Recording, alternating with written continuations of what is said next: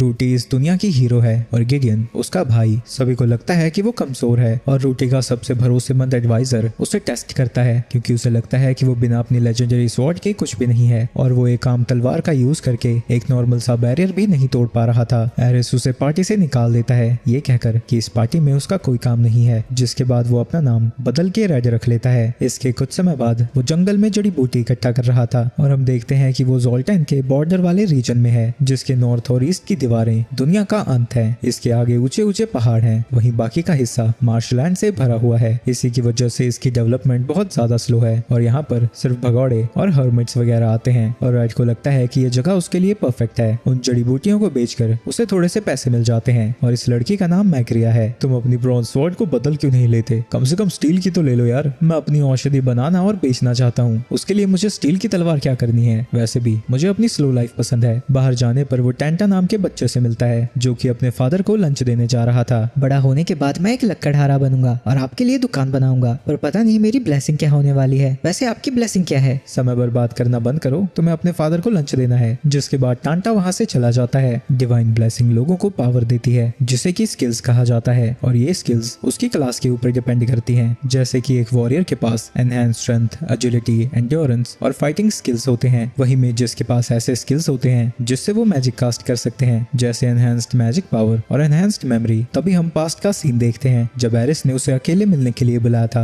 और एक बैरियर बनाकर उसे दी हुई ब्रॉन्ज तलवार से उसके ऊपर अटैक करने को कहा, लेकिन वो उस बैरियर पर एक खरोच भी नहीं ला पाता। अगर मेरे पास पावर वेकर होती तो ऐसा नहीं होता। ये तुम्हारी तलवार नहीं, तुम्हारी ताकत के बारे में है। तुम हमारी पार्टी के लिए एक बोझ हो। हाल ही में हुई डेस्मंड के साथ फाइट में भी रूटी को बार बार तुम्हें प्रोटेक्ट करना पड़ा, इससे हमारे दुश्मनों को फायदा हो रहा था। रूटी के लिए तुम एक बोझ के अलावा और कुछ भी नहीं। तुम्हारी गाइड की स्किल की वजह से तुमने शुरू में हमें प्रोटेक्ट किया और अच्छे से गाइड भी, लेकिन अब हमें तुम्हारी कोई जरूरत नहीं है। हम सब तुम्हारे लेवल से कब के ऊपर जा चुके हैं, लेकिन रूटी अपने साथियों को कभी अकेला नहीं छोड़ती, तो उसकी भलाई के लिए तुम्हें खुद ही पार्टी को छोड़ देना चाहिए। मैं बहामत नाइट का सेकंड इन कमांड हूँ। बोझ बुलाने के बाद भी अगर मैं ड्यूटी पर वापस गया, इससे उनकी भी बेइज्जती होगी। तुम सभी को बता देना कि मैं डीमन लॉर्ड की आर्मी पर नजर रखने गया था और वहाँ से कभी वापस ही नहीं आया। सारे इक्विपमेंट्स भी यहीं पर रख दो, वो तुमने नहीं पार्टी ने कमाए हैं। इस घटना के बाद से ही उसने अपना नाम रेड रख लिया और जोल्टन में रहने लगा। वहीं उसकी ब्लेसिंग की कोई नेट स्किल्स नहीं है, पर उसके पास कई कॉमन स्किल्स हैं, जैसे कि सर्वाइवल स्किल, जिसकी वजह से वो कभी गुम नहीं हो सकता। तभी उसके ऊपर एक आउल बेयर अटैक कर देता है, लेकिन उससे वो बड़ी आसानी से बच जाता है। गांव आने पर एडवेंचरर्स उसका इंतजार कर रहे थे और वो उसे आउल बेयर के बारे में बताते हैं और एल्बर्ट माउंटेन में उस बेयर को ढूंढने के लिए उसकी मदद मांगता है और कहता है कि इससे वो डी से सी रैंक पर पहुंच जाएगा। मुझे रैंक बढ़ाने में कोई इंटरेस्ट नहीं है, मुझे तो बस अपना दवाखाना खोलना है। जिसके बाद गुस्से में एल्बर्ट वहां से चला जाता है। मुझे अपने पास्ट को छुपा कर रखना है, मैं अपनी तरफ ज्यादा ध्यान नहीं खींच सकता। दूसरी तरफ रूटी रेड को ही याद कर रही थी। इसके बाद रेड अपने पैसों को गिनता है। ऐसे तो दवाखाना खोलने में 6 महीने लग जाएंगे। तभी उसके घर पर गॉन्ज आता है जो कि टांटा का अंकल है और उसे बताता है कि टांटा को वाइट आई नाम की बीमारी हुई है। जिसके बाद रेड उसे देखने जाता है। अगर इसका इलाज जल्दी नहीं किया गया तो 24 घंटों में वो अंधा हो सकता है, तो उन्हें जल्द ही जड़ी बूटी को ढूंढना होगा। गॉन्ज उसकी मदद मांगता है और कहता है कि वो इसके लिए रिवॉर्ड भी देगा, लेकिन एडवेंचरर्स आउल बेयर के हंट पर गए हैं। अभी किसी का भी माउंटेन पर जाना अलाउड नहीं है। अगर मैंने ऐसा किया तो मुझे गिल्ड से निकाल दिया जाएगा। लेकिन वो कहता है कि एक दोस्त के नाते वो उनकी मदद करेगा, पर उन्हें इस बात को गिल्ड से छुपा कर रखना होगा। रेड एल्बर्ट की पार्टी से छुपता हुआ माउंटेन के ऊपर चढ़ जाता है, लेकिन वहाँ वो देखता है कि आउल बेयर से लड़ने के लिए उन्होंने फायर मैजिक का यूज किया था। ऐसे तो सारी जड़ी बूटियां जल जाएंगी और वो दौड़ता हुआ उन्हें ढूंढने लगता है, लेकिन तभी उसके सामने वही आउल बेयर आ जाता है। वो उसके अटैक को डॉज करता है और उसके ऊपर काउंटर अटैक करके वहाँ से भाग जाता है। इसके कुछ समय बाद एल्बर्ट की पार्टी को उस आउल बेयर की बॉडी मिलती है और उस फ्लैश को देखकर उसे पता लगता है कि हमला किसी ब्लंट वेपन से किया गया है। जिसके बाद वो टांटा की बीमारी को ठीक कर देता है। तुम्हारा दवा खाना पूरे जोल्टन के लिए फायदेमंद होगा। इसके बाद गॉन्ज उसके पीछे जाता है और रेड उसके रिवॉर्ड के बारे में पूछता है। इसके कुछ समय बाद एक रेट नाम की एडवेंचरर आती है जो कि गिल्ड में एक जॉब कंप्लीशन की रिपोर्ट देने आई थी, जहां मैग्रिया रेड के दवाखाना के बारे में उसे बताती है। आगे हमें पता चलता है कि टांटा को बचाने के रिवॉर्ड के तौर पर गॉन्स ने उसके लिए ये दवाखाना बनाया है। ओपनिंग की पार्टी के दौरान रूटी की डीमन लॉर्ड के फोर्सेस के खिलाफ एक और जीत के बारे में बात कर रहे थे। अच्छा ही हुआ मैंने पार्टी को छोड़ दिया। गॉन्स पूछता है कि क्या कोई उसके सपने हैं। अपना दवाखाना खोलकर मैंने अपने सपने को सच कर लिया है और अब बस मैं अपनी जिंदगी जीना चाहता हूँ। एक दिन घटिया वेदर की वजह से उसके पास कोई कस्टमर ही नहीं आ रहे थे। तभी वहाँ पर रिट आती है जो कि उसे गिडियन के नाम से बुलाती है। हमें पता चलता है कि रिट डची ऑफ लॉगरविया नाम के एक किंगडम की सेकंड प्रिंसेस है और जोल्टन में एक बी रैंक की एडवेंचरर, एक प्रिंसेस इस जगह पर बी रैंक की एडवेंचरर बनी क्यों घूम रही है। रेड कहती है कि वो पॉलिटिक्स में नहीं पढ़ना चाहती थी और उससे पूछती है कि वो ज़ोल्टन में क्या कर रहा है और उसका नया नाम रेड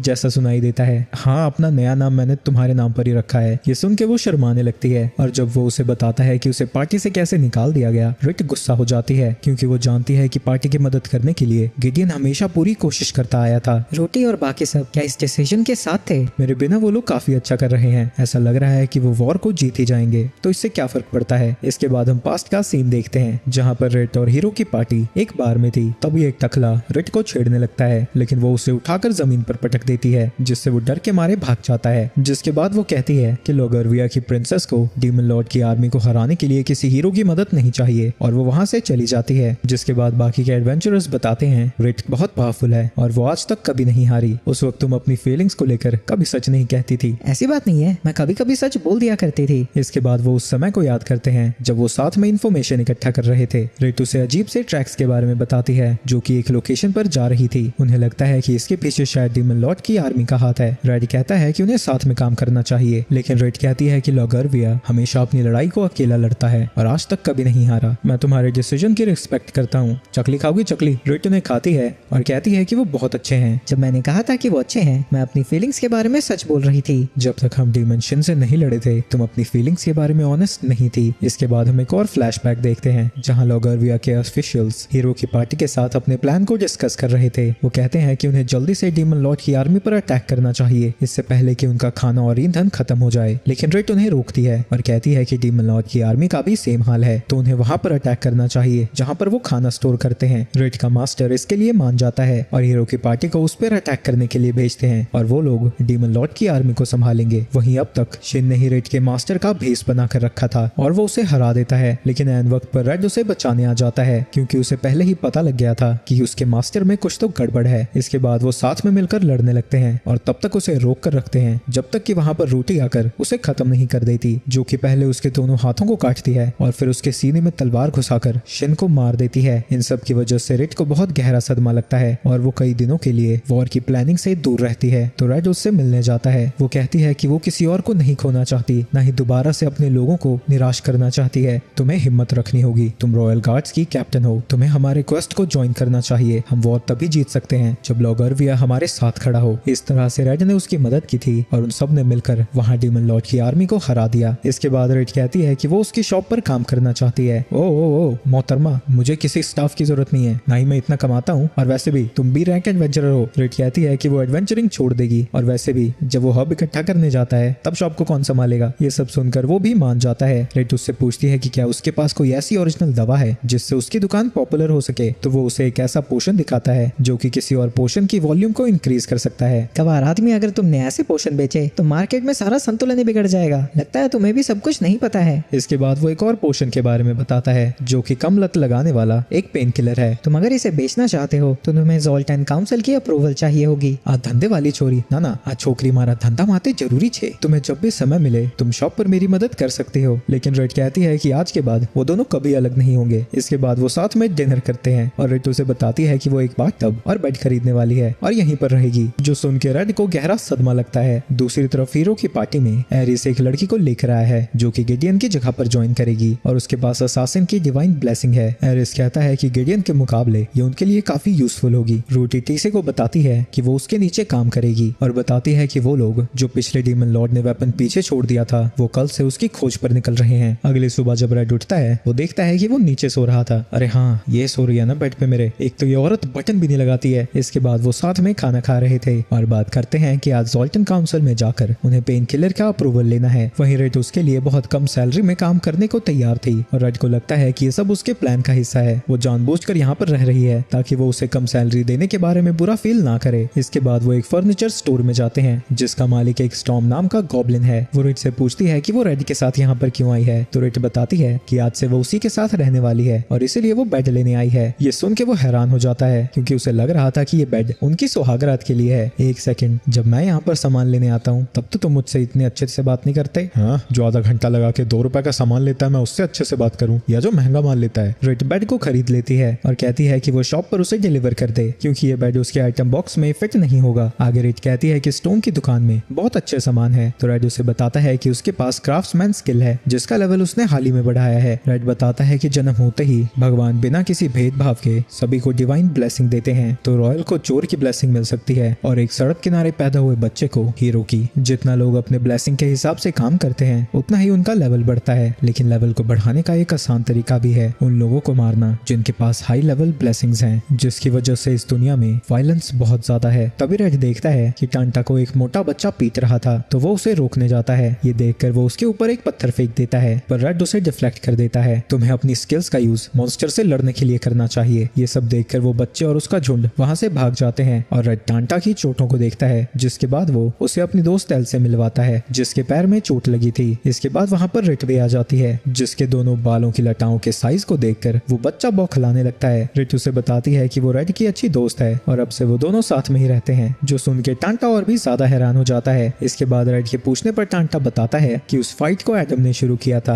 और एल कहती है कि वो पहले इतना वायलेंट नहीं था, पर किसी वजह से वो बदल रहा है, शायद क्योंकि हाल ही में उसे अपनी ब्लेसिंग के बारे में पता लगा है, क्योंकि ब्लेसिंग से लोगों की पर्सनैलिटी भी अफेक्ट होती है। अगर किसी के पास चोर की ब्लेसिंग है तो उसे हमेशा चोरी करने का मन करता रहेगा, और क्योंकि एडम के पास ब्रॉलर की ब्लेसिंग है इसलिए उसका हमेशा लड़ने का मन करता रहता है। कुछ ब्लेसिंग्स ऐसी होती हैं जो लोगों से बुरे काम करवाती है। ये सुन के एल कहने लगता है कि उसे ब्लेसिंग चाहिए ही नहीं, तो रेड उससे पूछता है कि उसकी ब्लेसिंग क्या है। एल बताता है कि उसकी ब्लेसिंग वेपन मास्टर है, इस एबिलिटी से तुम किसी भी वेपन को मास्टर कर सकते हो। लेकिन एल को डर लग रहा था कि कहीं वो भी एडम की तरह ना हो जाए, तो वो दोनों समझाते हैं कि उसकी ब्लेसिंग सिर्फ उसका हिस्सा है, ना कि उसका मालिक। वो अपनी ब्लेसिंग को कंट्रोल करना सीख सकता है और अपने सभी डरों पर जीत हासिल कर सकता है। इसके बाद हमें पता चलता है कि रेड की एबिलिटी स्पिरिट स्काउट है और वो महल में शायद इसलिए नहीं रह पाई क्योंकि उसकी ब्लेसिंग को फ्रीडम पसंद है। इसके बाद वो दोनों बच्चे वहाँ से चले जाते हैं। वहीं रेड और रेड मेडिसिन का अप्रूवल लेने के लिए वहाँ से जाने लगते हैं। एक बार हमारी शॉप का नाम बदल गया तो मैं तुम्हें आसानी से जॉब छोड़ने नहीं दूंगा। रेड कहती है कि क्या इसका मतलब ये है कि वो हमेशा उसके साथ रहना चाहता है। वहीं ऑफिस में उनका प्रपोजल ये डैन नाम का टकला सीधा ही रिजेक्ट कर देता है और धक्के मारकर अपने रूम से बाहर निकाल देता है। तो वो दोनों दूसरे ऑफिशियल के पास जाते हैं। तुम लोग बहुत ही गलत समय पर आए हो। जो दवाई हमने 1 महीने पहले अप्रूव की थी उसका लोग इस्तेमाल नशा करने के लिए करने लगे हैं, जिसकी वजह से डैन को पूरे टाउन का गुस्सा झेलना पड़ रहा है। लेकिन रिट, मैं जानता हूँ कि तुम पर भरोसा किया जा सकता है, तो मैं खुद तुम्हारी मेडिसिन को अप्रूव करूंगा। इसके बाद वो दोनों वहाँ से निकल जाते हैं। माफ करना रिट, मेरी वजह से तुम्हें ही सारा काम करना पड़ रहा है। लेकिन रिट कहती है कि उसकी मदद करके उसे बहुत खुशी होती है। दवाई के अप्रूव होने के बाद वो बात करने लगते हैं कि वो अपनी दुकान को आखिर पॉपुलर कैसे करें। तभी रेड के दिमाग की बत्ती जलती है और वो अपनी कुकिंग स्किल्स का यूज करके दवाइयों को कुकीज की तरह बना देता है, जिसे जब वो दोनों टेस्ट करते हैं वो बड़ा ही डिलीशियस लगता है। इसके बाद रेड बाहर जाकर आसपास गांव वालों को सैंपल देने लगती है, जिसकी वजह से उसकी शॉप पर धीरे धीरे कस्टमर्स आना बढ़ने लगते हैं। इसके बाद एक औरत अपनी बेटी के लिए दवाई वाला बिस्किट लेने आती है और ऐसे ही करते करते उसकी शॉप से धड़ाधड़ मेडिसिन बिकने लगते हैं। शाम तक उसका पूरा स्टॉक खाली हो चुका था और वो खुशी के मारे रेड को हवा में उठा लेता है और कहता है कि उसके बिना वो ये सब कभी नहीं कर पाता। दूसरी तरफ हीरो की पार्टी में डैन एंड एरिस के ऊपर गुस्सा हो रहा था क्योंकि उसके डिसीजन की वजह से उनका बहुत समय बर्बाद हो चुका है। गिडियन को बाहर निकालना बहुत बड़ी गलती थी। जब वो हमारे साथ था हम कभी गुम नहीं होते थे। डेमन लॉर्ड के वेपन को ढूंढना आसान नहीं होने वाला। मैंने रेगिस्तान में रहने वालों से नेगोशिएट करने की पूरी कोशिश की थी। जब गिडियन यहाँ पर था न हमें सप्लाईज की चिंता करनी पड़ती थी न ही नेगोशिएशन की। मैं चाह रहा हूँ रेड को ढूंढने, इस पार्टी को उसकी जरूरत है। तभी रूटी बाहर आती है और कहती है कि उसे परमिशन है वो जाए और उसके भाई को ढूंढ कर लाए। इसके बाद डैन और थियो, जिसके पास क्लैरिक की ब्लेसिंग है, एरिस के बारे में बात कर रहे थे। उन्हें उसके ऊपर शक होने लगा है क्योंकि उसी के गिडियन को निकालने की वजह से यारा भी उनकी पार्टी को छोड़कर चली गई। मैं भले ही गिडियन को उसकी गलतियों के लिए डांटता था, पर मैंने कभी उसको बोझ नहीं समझा। मैं उसको वापस ला कर रहूंगा। रेड की अगली सुबह भी अश्लीलता से भरी होती है और वो सोचने लगता है कि उसने कभी नहीं सोचा था कि वो ऐसे अलग थलग इलाके में एक प्रिंसेस के साथ अपना दवाई खाना चला रहा होगा। जिसके बाद कुछ एडवेंचरर्स उसकी दुकान पर आते हैं जो रेड को वहाँ काम करता देखकर हैरान थे। रेड बताती है कि उसने एडवेंचरिंग छोड़ दी है और अब रेड के साथ ही रहती है, जो सुन के वो सभी हैरान हो जाते हैं और वो लड़की तो रोते हुए वहाँ से बाहर निकल जाती है। रेड से कहती है कि वो मीट पीना चाहती है और उसे खरीदने के लिए वहाँ से चली जाती है। इसके बाद वहाँ पर एल्बर्ट आता है। क्या उस साउल बियर को तुमने ही मारा था? ये कैसी बातें कर रहे हो यार, उसे तो तुमने मारा था ना। उसे मेरी तलवार ने नहीं, एक बिना धार वाली तलवार ने मारा था जैसे कि तुम्हारी है। लेकिन रेड फिर से मना ही करता है, जो सुन के एल्बर्ट को गुस्सा आ जाता है। आगे वो कहता है कि वो उसे अपनी पार्टी को ज्वाइन करने के लिए कहने वाला था, लेकिन तभी वहाँ पर रेड आ जाती है और उसके ऊपर अटैक कर देती है और कहती है कि अगर उसने एल्बर्ट को कुछ भी किया तो वो उसे जान से मार देगी। रेड उसे शांत कराता है और कहता है कि वो तो बस उसे अपनी पार्टी ज्वाइन करने के लिए कहने आया था। जिसके बाद एल्बर्ट थकावट वहाँ से चला जाता है। रेड कहती है कि उन्हें उसे मार देना चाहिए था, इसका कोई फायदा नहीं है। ज़ोल्टन में वो अकेला ही बी रैंक एडवेंचरर है। रेड उससे पूछती है कि वो चुपचाप सब कुछ सह क्यों रहा था, क्योंकि मैं जानता हूँ कि एल्बर्ट ज्यादा कुछ नहीं करता, और हाँ, मुझे बचाने के लिए शुक्रिया। इसके बाद वो रात को डिनर कर रहे थे और रेड उसे याद दिलाती है कि उन्हें अभी भी एक बाथ टब खरीदना है। तो रेड उसे बताता है कि उसने गॉन्स को ऑर्डर दे दिया है। रीटा कहती है कि बाथ टब कम से कम इतना बड़ा हो जिसमें 2 लोग आ सके,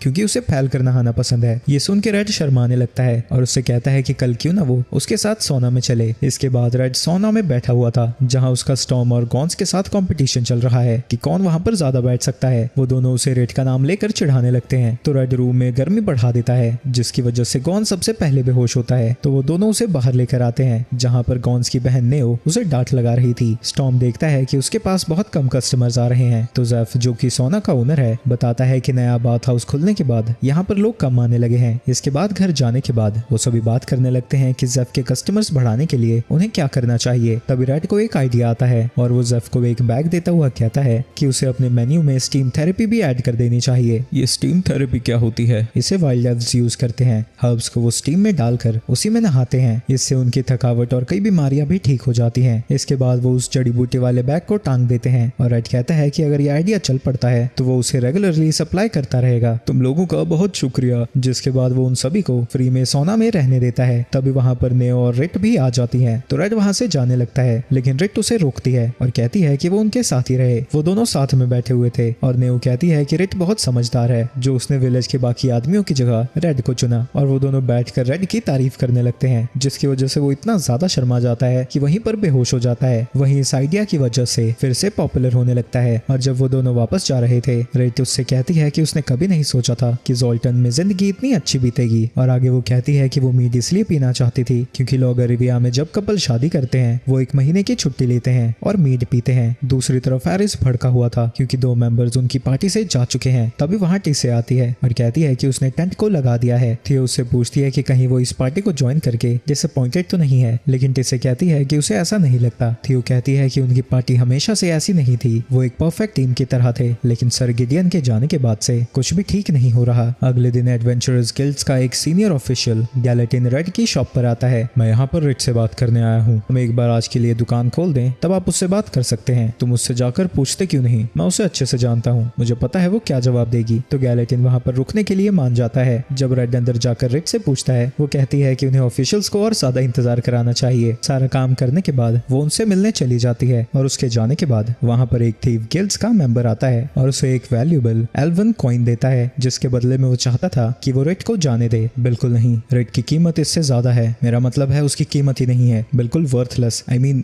अनमोल है वो। इसके बाद वो वहाँ से जाने लगता है और कहता है कि अगर वो बाद में अपना मन बदले तो वो उसे कांटेक्ट कर सकता है। दूसरी तरफ रेड भी बाकी सभी ऑफिशियल्स के ऑफर्स को रिजेक्ट कर रही थी और कहती है कि उसने रेड के साथ जिंदगी भर का कॉन्ट्रैक्ट साइन किया है और अगर उन्होंने रेड को यहाँ से बाहर निकालने की कोशिश की तो वो भी उसके साथ चली जाएगी। ये सब सुनकर रेड खुश हो जाता है और एक रिवॉर्ड के तौर पर उसे एम्बर स्टोन का ब्रेसलेट देता है। इसे अपने लाइफ टाइम एम्प्लॉयमेंट की डाउन पेमेंट की तरह समझना। रेड उसे चिढ़ाते हुए कहती है कि इसका मतलब वो कुछ और भी निकाल सकती है, तो मैं तुम्हें किसी और स्टोन का ब्रेसलेट दे दूंगा। लेकिन वो कहती है कि जब तक गिफ्ट उसने दिया है वो किसी भी ब्रेसलेट से खुश है। इसके बाद हम कुछ लोगों को देखते हैं, जहाँ एक गॉब्लिन डिर नाम के बंदे से कह रहा था कि एडवेंचरर्स गिल्ड और थीव्स गिल्ड दोनों ही नहीं चाहते कि वो काम छोड़े, क्योंकि अगर गलती से उसने किसी को भी दुश्मन मान लिया तो पता नहीं क्या होगा। और वो गॉब्लिन इस प्रॉब्लम को सॉल्व करने के लिए उस टकले को मुंह मांगी कीमत देने को तैयार है। वहीं दूसरी तरफ रेड ये सोचकर खुश थी कि वो रेड के साथ रह रही है। इसके बाद हम उन दोनों का पास्ट देखते हैं, जहां हमें पता चलता है कि लॉगरविया को डीमन लॉर्ड की आर्मी से लड़ने में मुश्किल हो रही है। तो वो मदद करने के लिए पास के ही देश डची ऑफ सनलैंड में जाने का डिसाइड करते हैं, लेकिन वहां तक जाने के लिए उन्हें डीमन लॉर्ड की आर्मी से बचकर निकलना था। तो गिडियन ने प्लान बनाया था कि वो बेविचिंग वुड से होते हुए जाएंगे, क्योंकि डीमन लॉर्ड का मानना था कि ह्यूमंस वहां से गुजर ही नहीं सकते, क्योंकि गुड डीमंस भी वहां नहीं जाना चाहते। जिसके बाद वो जंगल के किनारे एक गाँव में रुकते हैं, जहाँ हम यारा को देखते हैं, जिसके पास प्लांट से बात करने की ब्लेसिंग है। और गिडियन बताता है कि वो यारा की मदद से ही इन जंगलों को पार करने वाले हैं। गिडियन थियो और डैन को वहीं पर रुकने को कहता है ताकि वो विलेजर्स को प्रोटेक्ट कर सकें और बाकी सब जंगल को पार करेंगे। लेकिन जाने से पहले एरिस कुछ मर्सनरीज को हायर करता है जो कि आर्मी की मूवमेंट के बारे में इंफॉर्मेशन इकट्ठा करेंगे। इसके बाद वो जंगल को पार करने लगते हैं और उन दोनों को साथ देखकर रिट को जलन होने लगती है, लेकिन गिडियन के पूछने पर वो कहती है कि वो बिल्कुल ठीक है, तभी यारा उसके पास आती है और कहती है कि पास में ही एक रिवर आने वाला है, वहाँ उन दोनों को साथ में नहाना चाहिए।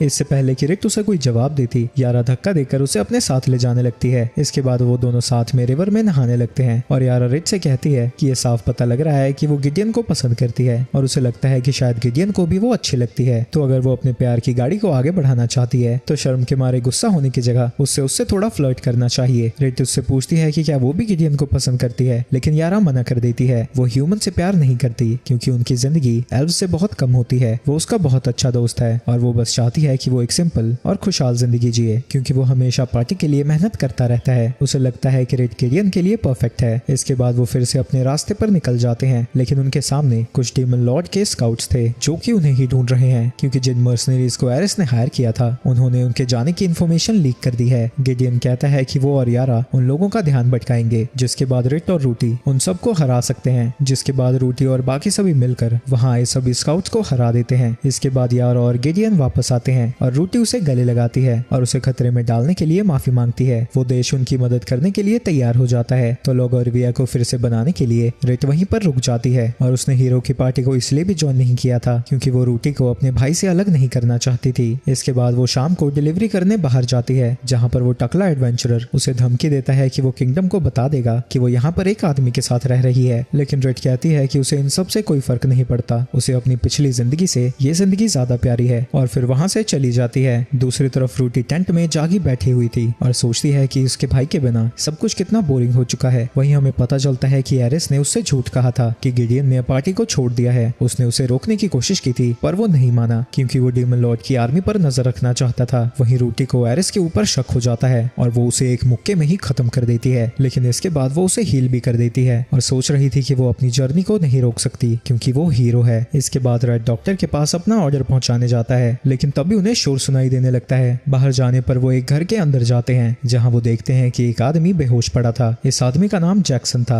रेड देखता है कि जमीन पर एक पुड़िया में पाउडर पड़ा हुआ था और डॉक्टर बताता है कि उसकी हार्ट बीट इरेगुलर है। तो रेड उसे एक पोशन देता है और कहता है कि ये एंटीडोट है। तुम्हें कैसे पता कि इसे एंटीडोट की जरूरत है? रेड बताता है कि उसने अपनी फर्स्ट एड कॉमन स्किल को मैक्स लेवल पर पहुंचा दिया है, तो बिना वजह जाने भी वो बीमारी का इलाज बता सकता है। उस आदमी को ठीक करने के बाद डॉक्टर रेड को बताते हैं कि एक साइड इफेक्ट था जो कि हाल ही में अप्रूव की गई मेडिसिन की वजह से हुआ था। ऐसे केसेस और भी आ सकते हैं, तो तुम्हें जरूरी मेडिसिन को और बना लेना चाहिए। इसके बाद घर लेट आने के लिए रिट रेड को डांट लगाने लगती है, लेकिन उसका टेस्टी खाना खाने के बाद वो उसे माफ भी कर देती है। इसके बाद रेड उसे सब कुछ बता देता है और रिट को लगता है कि वो ड्रग काफी खतरनाक है। उसके सेलर को ढूंढना हमारा काम नहीं है, क्यों ना हम रिवर पर जाकर रिलैक्स करें। इसके बाद वो वहां पर जाकर मजे करने लगते हैं, खाना खाते हैं और साथ में बैठकर ऑकवर्ड फील करते हैं, जिस बात पर उन दोनों की हंसी भी छूट जाती है। और रेड कहता है कि जब वो यहाँ पर मिले थे वो तो बहुत बात करती थी। रिट कहती है कि उसे डर था कि वो उसे कहीं भूल ना गया हो और रिजेक्ट ना कर दे, लेकिन रेड कहता है कि वो उसे कभी नहीं भूल सकता। जिसके बाद रिट उसे किस्सी देती है और कहती है कि वो उसके बालकों की अम्मा बनना चाहती है। दूसरी तरफ रूटी अपनी पार्टी के साथ डेजर्ट में पहुंची हुई थी जहां एरिस उसे बताता है कि जिस वेपन को वो ढूंढ रहे हैं वो उन्हें ओल्ड रून्स में मिल जाएगा। इसके बाद वो अपनी जर्नी के लिए सामान को इकट्ठा करने लगते हैं। वहीं टी से सभी के लिए पानी इकट्ठा कर रही थी। रूटी उसके पास आती है और टी से उससे पूछती है कि वो कभी सोती भी है क्या, क्योंकि जब भी रात में वो उसकी टेंट में झांकती है वो हमेशा ही जागी होती है। रूटी उसे बताती है कि उसकी ब्लेसिंग की वजह से उसे नींद और खाने की जरूरत नहीं पड़ती। इसकी वजह से उसके इमोशंस भी दबे रहते हैं, ना उसे गर्मी लगती है ना उसे ठंडी लगती है। इसके बाद वहां पर रेत उड़ने लगती है और टी से देखती है कि ऐसी रेत में भी रूटी ने अपनी आंखों को खुला रखा था। दूसरी तरफ रिट रेड से पूछ रही थी कि वो उस दवाई के बारे में क्या करने वाले हैं, क्योंकि उसने सुना है कि वो लोगों को एक अलग इंसान जैसा महसूस कराती है। तभी एक घायल आदमी दौड़ता हुआ उनकी शॉप में आता है जो कि उनसे मदद मांग रहा था। रिट जब बाहर जाती है वो देखती है कि थीव्स गिल्ड का एक मेंबर वहां पर आम जनता पर अटैक कर रहा है। वो बंदा अजीब तरीके से बिहेव कर रहा था और उसके ऊपर भी अटैक कर देता है। इसके बाद वहां पर और भी लोग आ जाते हैं जो कि रिट पर ही अटैक करने लगते हैं, लेकिन रिट को उनसे लड़ने में जरा भी प्रॉब्लम नहीं हो रही थी। पर उसी वक्त वहां पर एल्बर्ट आ जाता है जो कि अपनी एरो से उन सबको शूट कर देता है। रिट उससे पूछती है कि उसने सबको मार क्यों दिया, तुम्हें बचाने का इतना ही शौक है तो उन्हें क्यों नहीं बचाती जिनकी सांसें अभी भी चल रही हैं। जाओ अपने फियांसे को बुलाओ और जो भी बिल आएगा वो मुझे भेज देना। जिसके बाद रिट अपनी तलवार को उसकी तरफ करती है, लेकिन फिर वो उसे नीचे गिरा देती है और बताती है कि जब भी उसका उसे मारने का मन करता है वो इसी रिचुअल को करके खुद को रोकती है, जो सुन के एल्बर्ट की फट जाती है। इसके बाद रिट सब कुछ रेड को बता देती है और वो उससे पूछता है कि वो क्या करना चाहती है, जिस पे वो कहती है कि वो बस उसकी गोद में सोना चाहती है। जिसके बाद वहाँ पर टांटा और एल आते हैं तो रेड उन्हें खाना खाने के लिए अंदर बुला लेता है। एल उसे बताता है कि अब वो अपनी ब्लेसिंग को फील करने लगा है, लेकिन तब से ही वो थोड़ा खुद को परेशान महसूस कर रहा है। हाँ, ऐसा तो होना ही था क्योंकि तुमने मास्टर करने के लिए अभी तक कोई वेपन ही नहीं उठाया। एल पूछता है कि क्या वेपन उठाने के बाद वो बदल जाएगा? अगर तुम अपनी स्किल के ऊपर काम नहीं करते हो तो हमेशा खुद को परेशान ही पाओगे। ये सुनकर वो दुखी हो जाता है और रिट उससे पूछती है कि बड़ा होने पर वो क्या करना चाहता है। एल कहता है कि वो अपने फादर की काम में मदद करना चाहता है, तो क्यों ना तुम एक नाइफ को मास्टर करो और रोप्स को काटना सीखो ताकि तुम्हारे फादर जल्दी से सामान को अनलोड कर सकें। उन बच्चों के जाने के बाद वहाँ पर एल्बर्ट की पार्टी से रिया आती है और वो एल्बर्ट की हरकतों के लिए माफी मांगती है। रिट कहती है कि कोई बात नहीं और पूछती है कि एल्बर्ट क्या कर रहा है। वो बताती है कि एल्बर्ट छुट्टियों के बदले ज्यादा से ज्यादा क्वेस्ट को ले रहा है, जिसकी वजह से बाकी के मेंबर्स पर बोझ पड़ रहा है। वो दूसरों की फीलिंग्स को नहीं समझता क्योंकि उसकी चैंपियन ब्लेसिंग महान काम करने को उसे उकसाती रहती है और कुछ बड़ा करने के चक्कर में वो शायद ज़ोल्टन को छोड़ देगा। वो ज़ोल्टन नहीं छोड़ने वाला क्योंकि वो यहाँ का चैंपियन बनना चाहता है। दूसरी तरफ हम डैन को देखते हैं जो कि गुस्से में दारू पी रहा था। तभी उसके पास एक बंदा आता है जो कहता है कि उसके साथ वो गिडियन को ढूंढने चल सकता है। बाहर तेज बारिश होने लगती है और रेड रिट के लिए शहद वाला दूध बनाता है और याद करता है कि वो रूटी को भी ये दिया करता था। इसके बाद हम रेड का बचपन देखते हैं जहाँ वो देखता है कि स्टॉर्म से डरकर बच्चे अपनी माँ से लिपट रहे हैं और वो रूटी से कहता है कि उसे बिजली से डर लग रहा है, वो उसका हाथ पकड़ ले। लेकिन जब वो हाथ पकड़ती है वो बताता है कि उसे डर नहीं लग रहा, वो बस उसका हाथ पकड़ना चाहता था। रूटी पूछती है कि क्या वो हमेशा उसके साथ रहेगा, लेकिन रेड मना कर देता है क्योंकि उसे स्ट्रॉन्ग बनना था, तभी वो उसके साथ एडवेंचर्स पर जा सकता है। लेकिन वो उससे मिलने आता रहेगा और पूछता है कि आते वक्त वो उसके लिए क्या लेकर आए, जिस पे रूटी कहती है कि गर्म दूध और शहद। तभी रेड का डोरबेल बजता है और वो देखता है कि डॉक्टर न्यूमैन एल को अपने कंधे पर लेकर आए हैं। डॉक्टर उसे बताता है कि एल की चोट में काफी सारे पत्थर के टुकड़े हैं। तभी अचानक से एल को होश आ जाता है और वो बताता है कि एडम ने उसके और उसके पेरेंट्स के ऊपर एक्स से हमला कर दिया था। तो वो भागते हुए उसके घर पर जाते हैं जहाँ पर उसके पेरेंट्स बेहोश होकर जमीन पर पड़े हुए थे, लेकिन वो जिंदा थे। पर एड जानता है कि अभी असली प्रॉब्लम शुरू होनी बाकी है क्योंकि एडम का बाप गार्ड्स का कैप्टन मोइन है। उस अटैक के बाद एडम गायब हो गया। वहीं लोगों ने गार्ड्स के खिलाफ प्रोटेस्ट शुरू कर रखा है क्योंकि उन्हें लगता है कि एडम को उन लोगों ने ही छुपाया है। एल के पेरेंट्स इस आंदोलन के सिंबल की तरह देखे जा रहे थे और उन दोनों ने एल को रेड और रिट्स के पास छोड़ दिया है। एल रेड से कहता है कि वो उसे तलवारबाजी सिखाए, तो रिट्स उसे बाहर जाकर तलवारबाजी सिखाने लगती है। रेड रिट्स की तारीफ करता है लेकिन वो कहती है कि ये सब एल की ब्लेसिंग की वजह से है। उसे डर लग रहा है कि वो शायद अच्छी टीचर नहीं बनेगी। ऐसा कुछ भी नहीं है, तुम बहुत अच्छी टीचर बनोगी। इसके बाद वहाँ पर नेओ और गॉन्स आते हैं और बताते हैं कि जब टांटा बाहर खेल रहा था टाउन गार्ड्स उसे उठाकर ले गए हैं। वो गैलेंटीन के पास जाते हैं और टाउन गार्ड के साथ एक जॉइंट इंक्वायरी बिठाने को कहते हैं। वो इसके लिए मान जाता है क्योंकि इससे रिट्स के ऊपर उसका कर्जा चढ़ जाएगा और वो नेओ जैसी सेक्सी कुड़ियों को दुखी भी नहीं देखना चाहता और वो कैप्टन को देने के लिए उन्हें एक लेटर देता है। इसके बाद वो मोइन के हेडक्वार्टर्स पर जाते हैं जहां वो बताता है कि उसने टांटा को क्वेश्चंस पूछने के लिए उठाने को कहा था, पर उसे ये नहीं पता था कि वो लोग उसे बांध कर रखेंगे और वो इन सब के लिए उनसे माफी मांगता है। तुमने ऐसा क्यों किया? मुझे लगता है कि एडम को किसी साउथ मार्श के रेजिडेंट ने मार दिया है क्योंकि रिसेंट अटैक्स के बाद से साउथ मार्श के लोगों और गार्ड्स के बीच में टेंशन बढ़ती जा रही है। कई लोगों को लगता है कि एडम ने एल के पेरेंट्स पर अटैक नहीं किया था, लेकिन तभी एल कहता है कि उसने अपनी आंखों से देखा था,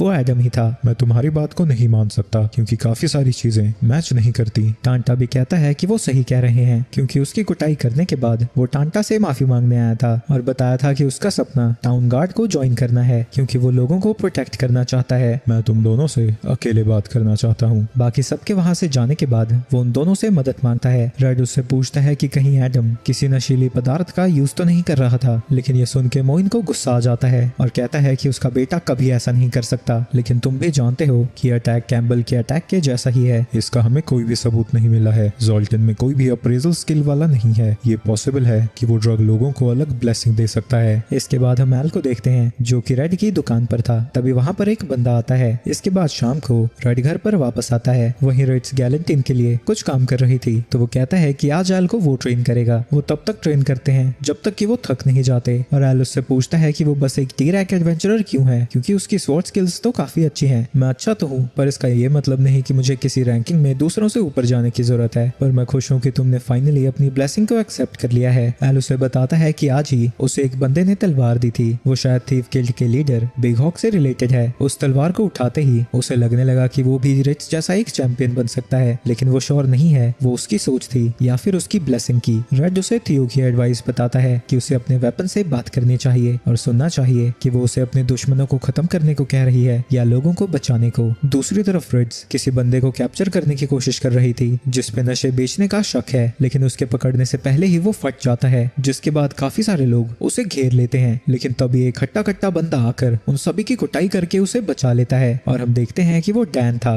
वो उससे पूछती है कि वो यहाँ पर क्या कर रहा है। मैं यहाँ पर गिडियन को ढूंढने आया था, पर उसने यहाँ पर अपना घर बनाया है, तो मैं उसे परेशान नहीं करना चाहता। जिसके बाद वो उसे बताता है कि ये सारे बंदे स्टॉकर डीमंस हैं। डैन कहता है कि वो गिडियन को उसके बारे में ना बताए और उन्हें एक दूसरे के साथ इंफॉर्मेशन शेयर करने चाहिए। वो फिलहाल साउथ मार्श के एक घर में रह रहा है। जिसके बाद वो यहाँ से जाने लगती है, लेकिन डैन उसे अजीब तरीके से देख रहा था। इसके बाद वो शॉप पर वापस आती है और उस तलवार पर देखती है कि एक लोकेटर स्पेल लगा हुआ था। वो बंदा एल को क्यों ट्रैक करना चाहता है। रेड्स रेड को गले लगाती है और कहती है कि पता नहीं वो कितने समय तक साथ में रह पाएंगे। अगले दिन वो दोनों एल को एक स्वॉर्ड स्मिथ के पास लेकर आते हैं। तभी रेड को बाहर से शोर सुनाई देने लगता है और उसे पता लगता है कि बिग हॉक्स सभी को आंदोलन में आने के लिए पैसे दे रहा है। इसकी वजह से टाउन गार्ड को अटैक्स को इन्वेस्टिगेट करने का समय ही नहीं मिल रहा। रेड देखता है कि उस प्रोटेस्ट में ऑलिवर भी शामिल हो रखा है और माया उसे बताती है कि वो बदल गया है। दूसरी तरफ हीरो की पार्टी एक गार्गेंचुअन डीमन से लड़ रही थी और उसने टीसे को पिछले डीमन लॉर्ड के वेपन ढूंढने के लिए भेज दिया है। वहीं फाइट के दौरान रूटी को एरिस को बचाना पड़ता है, जिसके बाद थियो और रूटी मिलकर उस गार्गेंचुअन डीमन को हरा देते हैं। रूटी एरिस को वार्निंग देती है और कहती है कि वो अपने भाई को तो प्रोटेक्ट करती थी, लेकिन वो एरिस को नहीं करने वाली, क्योंकि वो तो खुद को प्रोटेक्ट कर ही सकता है। एरिस याद करता है कि गिडियन के साथ स्पेल्स को कास्ट करना बहुत आसान हुआ करता था, लेकिन फिर कहता है कि ऐसा नहीं हो सकता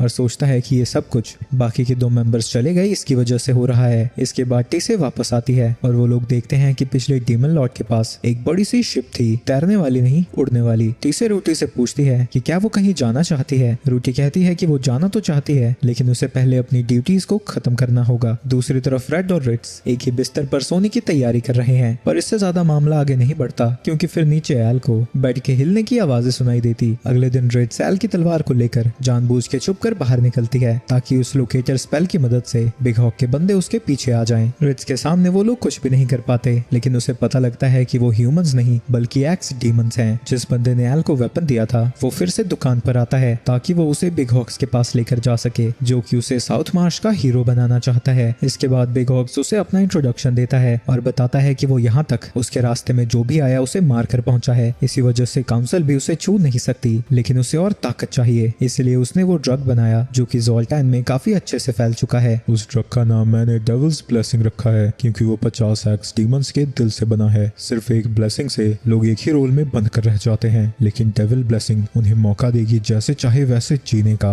बिग हॉक सेल का यूज करके लोगों के बीच अपनी पॉपुलैरिटी बढ़ाना चाहता है ताकि वो उनका लीडर बन सके, और वो एडम को बुलाता है जो बताता है कि उसने उस ड्रग को लिया था ताकि वो ताकतवर बन सके। हम बाहर काफी सारे लोगों को देखते हैं और बिग हॉक सेल के साथ बाहर आता है और कहने लगता है कि बाहर से आने की वजह से उन लोगों को बहुत सारे भेदभाव झेलने पड़ते हैं, और वो एडम के पेरेंट्स के बारे में बोलता है कि वो बाहर के थे, इसलिए एडम को उनके ऊपर हमला करने के लिए पनिशमेंट नहीं मिली क्योंकि वो कैप्टन का बेटा है। वो एडम को बाहर लेकर आता है और एल से कहता है कि वो अपना बदला ले और इस एक कदम से वो पूरे ज़ोल्टान को बदल सकते हैं। ये सुन के एल घबराने लगता है तो बिग हॉक उससे कहता है कि उसने भले ही उसे ड्रग दिया था, लेकिन एल और उसके पेरेंट्स को मारने का डिसीजन एडम का ही था, और क्योंकि उसके पास 2 ब्लेसिंग है, उसे मारने पर एल की ताकत कई गुना बढ़ जाएगी। एल वेपन को ले लेता है, लेकिन एडम को मारने की जगह वो उसकी रस्सियों को काट देता है क्योंकि उसका वेपन एडम को नहीं मारना चाहता था। तुमने बहुत बड़ी बेवकूफी कर दी। जिसके बाद वो एडम को एक एक्स देता है क्योंकि डेविल की ब्लेसिंग एक्स को देखकर उसे खून करने को मजबूर करती है, लेकिन इससे पहले कि वो कुछ कर पाता रेड आकर उसकी एक्स को काट देता है। जिसके बाद वो एल और एडम को लेकर वहां से चला जाता है। जिसके बाद वो एडम को एक ऐसी मेडिसिन देता है जो ब्लेसिंग के अर्जेस को रोकती हैं। इसके बाद उसके पास बोई नाम का बंदा आता है जो कि रेड की मदद कर रहा था और प्लान के अकॉर्डिंग बच्चों को वहां से ले जाता है। जिसके बाद रेड बिग हॉक्स के बंदों को देखता है और उनके बीच में एल्बर्ट भी था। एल्बर्ट रेड के ऊपर अटैक करने लगता है, लेकिन वो आसानी से उसके अटैक को डिफ्लेक्ट कर देता है, जो देखकर एल्बर्ट समझ जाता है कि रेड अपनी असली ताकत को छुपा रहा था। रेड देखता है कि एल्बर्ट के पास एक डीमन स्वॉर्ड थी और बिग हॉक से पूछता है कि वो यहाँ पर क्या कर रहा है। वो बताता है कि वो बिग हॉक नहीं बल्कि एक डीमन है जिसके साथ बिग हॉक ने एक डील की थी कि वो ज़ोल्टन का किंग बनना चाहता है और इसीलिए उसने उसकी बॉडी पर कब्जा किया है। तुम्हें ज़ोल्टन में ज्यादा मजा नहीं आने वाला, यहाँ पर ज्यादातर लोग सुस्त हैं और कुछ बड़ा करना नहीं चाहते। ये तो मुझे पता है, इसलिए मैं एल्बर्ट का यूज कर रहा हूँ क्योंकि वो कुछ बड़ा खड़ा करना चाहता है। एल्बर्ट कहता है कि यहाँ के लोग बिल्कुल ही नल्ले हैं, वो कुछ भी नहीं करना चाहते, इसलिए वो ज़ोल्टन के लोगों को इकट्ठा करना चाहता है ताकि वो डीमन लॉर्ड की आर्मी से लड़ सकें और उसके कॉन्ट्रैक्ट के हिसाब से वो अपनी पूरी जिंदगी डीमन लॉर्ड से लड़ते हुए बिताएगा। इसलिए उसे लगता है कि एक डीमन के साथ डील करने के बाद भी वो कुछ भी बुरा काम नहीं कर रहा और वो अपने साथ एल्बर्ट को भी चलने को कहता है क्योंकि उसमें इतनी ताकत है कि वो हीरो बन सकता है। लेकिन तभी वो चारों तरफ से टाउन गार्ड से घिर जाता है और रेड कहता है कि वो बस दुकान चलाना चाहता है, कोई हीरो बनने का शौक उसे नहीं है। लेकिन एल्बर्ट एक क्रिमिनल की तरह मरना नहीं चाहता था और वो रेड से लड़ने लगता है ताकि उसकी मौत एक हीरो के हाथ हो। लेकिन रेड उसके हाथ को ही काट देता है और कहता है कि उसके पास ज़ोल्टन का प्रोटेक्टर बनने का मौका था, लेकिन एक हीरो बनने के लालच में उसने सब कुछ खो दिया। इसके बाद हम एल और एडम को देखते हैं जो कि भीड़ की तरफ जा रहे थे और बुई अपने मैजिक का यूज करके उन दोनों को हवा में उड़ाने लगता है। एल सबको बता देता है कि क्या हुआ था और कहता है कि वो एडम को माफ करता है और उसका दोस्त बनना चाहता है। सभी अपने हथियार नीचे गिरा देते हैं क्योंकि जब एल ने उसे माफ कर दिया है उन्हें गुस्सा रहने का कोई हक नहीं है। इसके बाद वो दोनों अपने नए बाथटब में नहा रहे थे और रिट उससे पूछती है कि वो एल्बर्ट के साथ क्यों नहीं गया क्योंकि फिर वो हीरो की पार्टी को फिर से ज्वाइन कर सकता था। लेकिन रेड उसे गले लगाता है और कहता है कि वो बस उसके साथ रहना चाहता है क्योंकि वो उसे प्यार करता है। दूसरी तरफ बिग हॉक के पास बुई आता है और बुई उसे बेलियल के नाम से बुलाता है, जो सुनकर वो पहचान जाता है कि बुई असल में शीशान डन है, जो उसे कहता है कि उसका ड्रग ह्यूमंस के असली पोटेंशियल को बाहर निकाल सकता है और ऑलमाइटी ऐसा होने नहीं देना चाहते। जिसके बाद बेलियल बिग हॉक के साथ अपने कॉन्ट्रैक्ट को तोड़ देता है और एल्बर्ट के पास जाता है ताकि वो उसके साथ कॉन्ट्रैक्ट बना सके और वो हीरो की पार्टी के पास जाते हैं जहाँ पर उनके सामने रूटी खड़ी थी। दूसरी तरफ एल अपने पहले एडवेंचर पर निकल रहा है, वो भी एक डी रैंक पार्टी के साथ, जो देखकर उन दोनों को लगने लगता है जैसे एल उनका बेटा हो। अगली सुबह एरिस ये देखकर हैरान था कि रूटी उसे पीछे ही छोड़कर जा चुकी है और थियो उससे कहती है कि हीरो को उसकी कोई जरूरत नहीं है और टेंट में जाने के बाद वो देखती है कि रूटी ने अपना हीरो बैज पीछे ही छोड़ दिया है। इसके बाद हम बुई को देखते हैं जो कि मैग्रिया को बताता है कि उसने अपने क्वेस्ट को पूरा कर लिया है, जिसकी वजह से उसे बी रैंक पर प्रमोट कर दिया जाता है और हमें पता चलता है कि वो ड्रग केसेस के ऊपर काम कर रहा है। दूसरी तरफ टीसे और रूटी ज़ोल्टन की तरफ ही जा रहे हैं ताकि वो एक एल्केमिस्ट को ढूंढ सके। पास्ट के सीन में हम देखते हैं कि बेलाल ने उसे कहा था कि वो भी ह्यूमन से नहीं लड़ना चाहते और डीमन लॉर्ड को हराना चाहते हैं, जिसके बाद वो उसे डेविल्स ब्लेसिंग के बारे में भी बता देता है क्योंकि उसका ये ड्रग ब्लेसिंग को सप्रेस करता है और हाई लेवल पर होने के बाद भी लोग लो लेवल क्रीचर्स को मारकर अपने लेवल को बढ़ा सकते हैं। ये सुनकर रूटी उस ड्रग को पी जाती है क्योंकि ना ही उसके ऊपर कर्स असर करते हैं ना ही पॉइजन। दूसरी तरफ रेड दुखी हो रखा था क्योंकि सर्दी की वजह से उसके पास बहुत कम कस्टमर्स आ रहे थे। रेड से बताती है कि उसके होम टाउन में लोग हैंड वार्मर्स का यूज करते हैं, तो रेड अपने ही फॉर्मूले का यूज करके हैंड वार्मर्स को बना देता है और बाहर जाकर सैंपल्स देता है जो कि लोगों को बहुत पसंद आता है। लेकिन वो अपने लिए रखना भूल गया था। रास्ते में उसे रिट से मिलती है जो कि उसे चढ़ाते हुए कहती है कि उसने उसके लिए एक हैंड वार्मर बचा लिया था। जिसके बाद वो दोनों साथ में बेंच पर बैठे हुए थे। वहीं रूटी और टी से आम लोगों के साथ घुलने मिलने के लिए अपने कपड़े बदल लेते हैं और वो एक दूसरे को अपने असली नाम से भी नहीं बुलाएंगे। वो एक ब्रिज से गुजर रहे थे जहाँ पर एक घमंडी नाइट उनके रास्ते को रोक कर खड़ा था और हर किसी को जाने देने के लिए वो 100 कॉइन्स मांग रहा था। लेकिन रूटी उसे उठाकर रिवर में फेंक देती है और वहां से चली जाती है। आगे रेड भी उसी ब्रिज को क्रॉस कर रहा था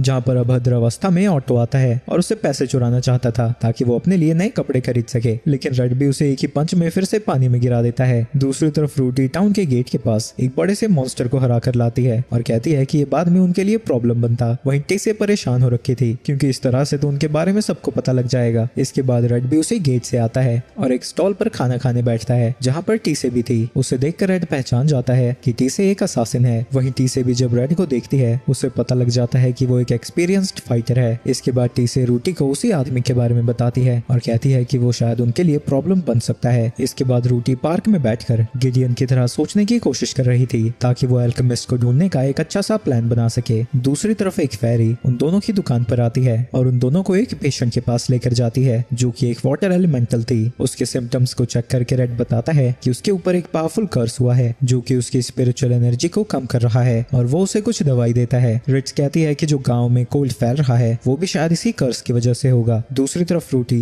एल्केमिस्ट गॉडविन के पास पहुंच जाती है और उससे और ज्यादा डेविल्स ब्लेसिंग बनाने को कहती है। उसे देखकर गॉडविन डर जाता है और कहता है कि वो कुछ भी करेगा। वो गॉडविन को बांध कर रखती है और टीसी से पूछती है कि यहाँ पर दवाई कहाँ मिलेगी। टीसी उसे ज़ोल्टन के सबसे फेमस दवाई खाने के बारे में बताती है। जब वो दोनों वहाँ जाते हैं रूटी रेड को देखकर बहुत खुश होती है और सीधा उसे गले लगा लेती है। इसके इसके बाद गॉन्स वहाँ से चला जाता है और टी से अपना इंट्रोडक्शन देती है, जो सुनकर रेड समझ जाता है कि पार्टी में वो उसकी रिप्लेसमेंट है। इसके बाद रेड रूटी को पार्टी को छोड़ने की असली वजह बता देता है और उसे बिना बताए जाने के लिए उससे माफी मांगता है। रूटी कहती है कि वो एरिस को ठिकाने लगा देगी, जिसके बाद वो फिर से पार्टी को ज्वाइन कर सकता है, लेकिन रेड मना कर देता है क्योंकि उसे जोल्टन में रहने की वजह मिल चुकी है। रूटी कहती है कि अगर ऐसा है तो वो भी इसी टाउन में उसके साथ रहेगी। तभी वहाँ पर रिट्स आती है और रूटी को देखकर हैरान हो जाती है। आगे रूटी बताती है कि वो यहाँ पर उसी को ढूंढती हुई आई है क्योंकि उसके बिना वो डेमन लॉर्ड को नहीं हरा सकते। ये सुनकर रिट्स परेशान होने लगती है, लेकिन रेड कहता है कि वो फिक्र ना करे, वो यहीं पर रहकर उसके साथ दुकान चलाएगा। इसके बाद रूटी होटल के लिए जाने लगती है। तभी रास्ते में दर्द के मारे वो नीचे गिर जाती है। ये उसकी ब्लेसिंग की वजह से हुआ था, क्योंकि जब वो रेड के साथ थी वो अपने इमोशंस को सप्रेस करना भूल गई थी, तो वो फिर से उस दवाई को पीती है। दूसरी तरफ रिट रेड से कहती है कि रूटी को उसकी जरूरत है, तो रेड कहता है कि वो इसके बारे में सोचेगा और फिर से उससे बात करेगा। दूसरी तरफ गॉडविन टीसे को बताता है कि उन्हें जल्दी टाउन को छोड़कर जाना होगा, वरना उसे फिर से अरेस्ट करके वो उसे एग्जीक्यूट कर देंगे। ये सब कुछ वो रूटी को बताती है, जो उसे बताती है कि वो एक हफ्ते तक यहीं पर एल्वन रून्स की खोज करने वाली है, जिसके बाद वो जाएंगे। लेकिन तभी उसे अपनी तरफ आता हुआ देखकर टीसे डर के मारे अपने वेपन को निकाल लेती है, तो रूटी उससे माफी मांगती है और कहती है कि उसका उसे नुकसान पहुंचाने का कोई इरादा नहीं था। ये सुनकर टीसे समझ जाती है कि वो भले ही एक हीरो है, पर असल में है तो एक लड़की ही, जो अपने इमोशन को एक्सप्रेस नहीं कर पाती और इसी वजह से वो अकेली पड़ गई है। जिसके बाद वो उसे अपने पेट से मिलाती है और वो दोनों दोस्त बन जाते हैं। दूसरी तरफ बोई भी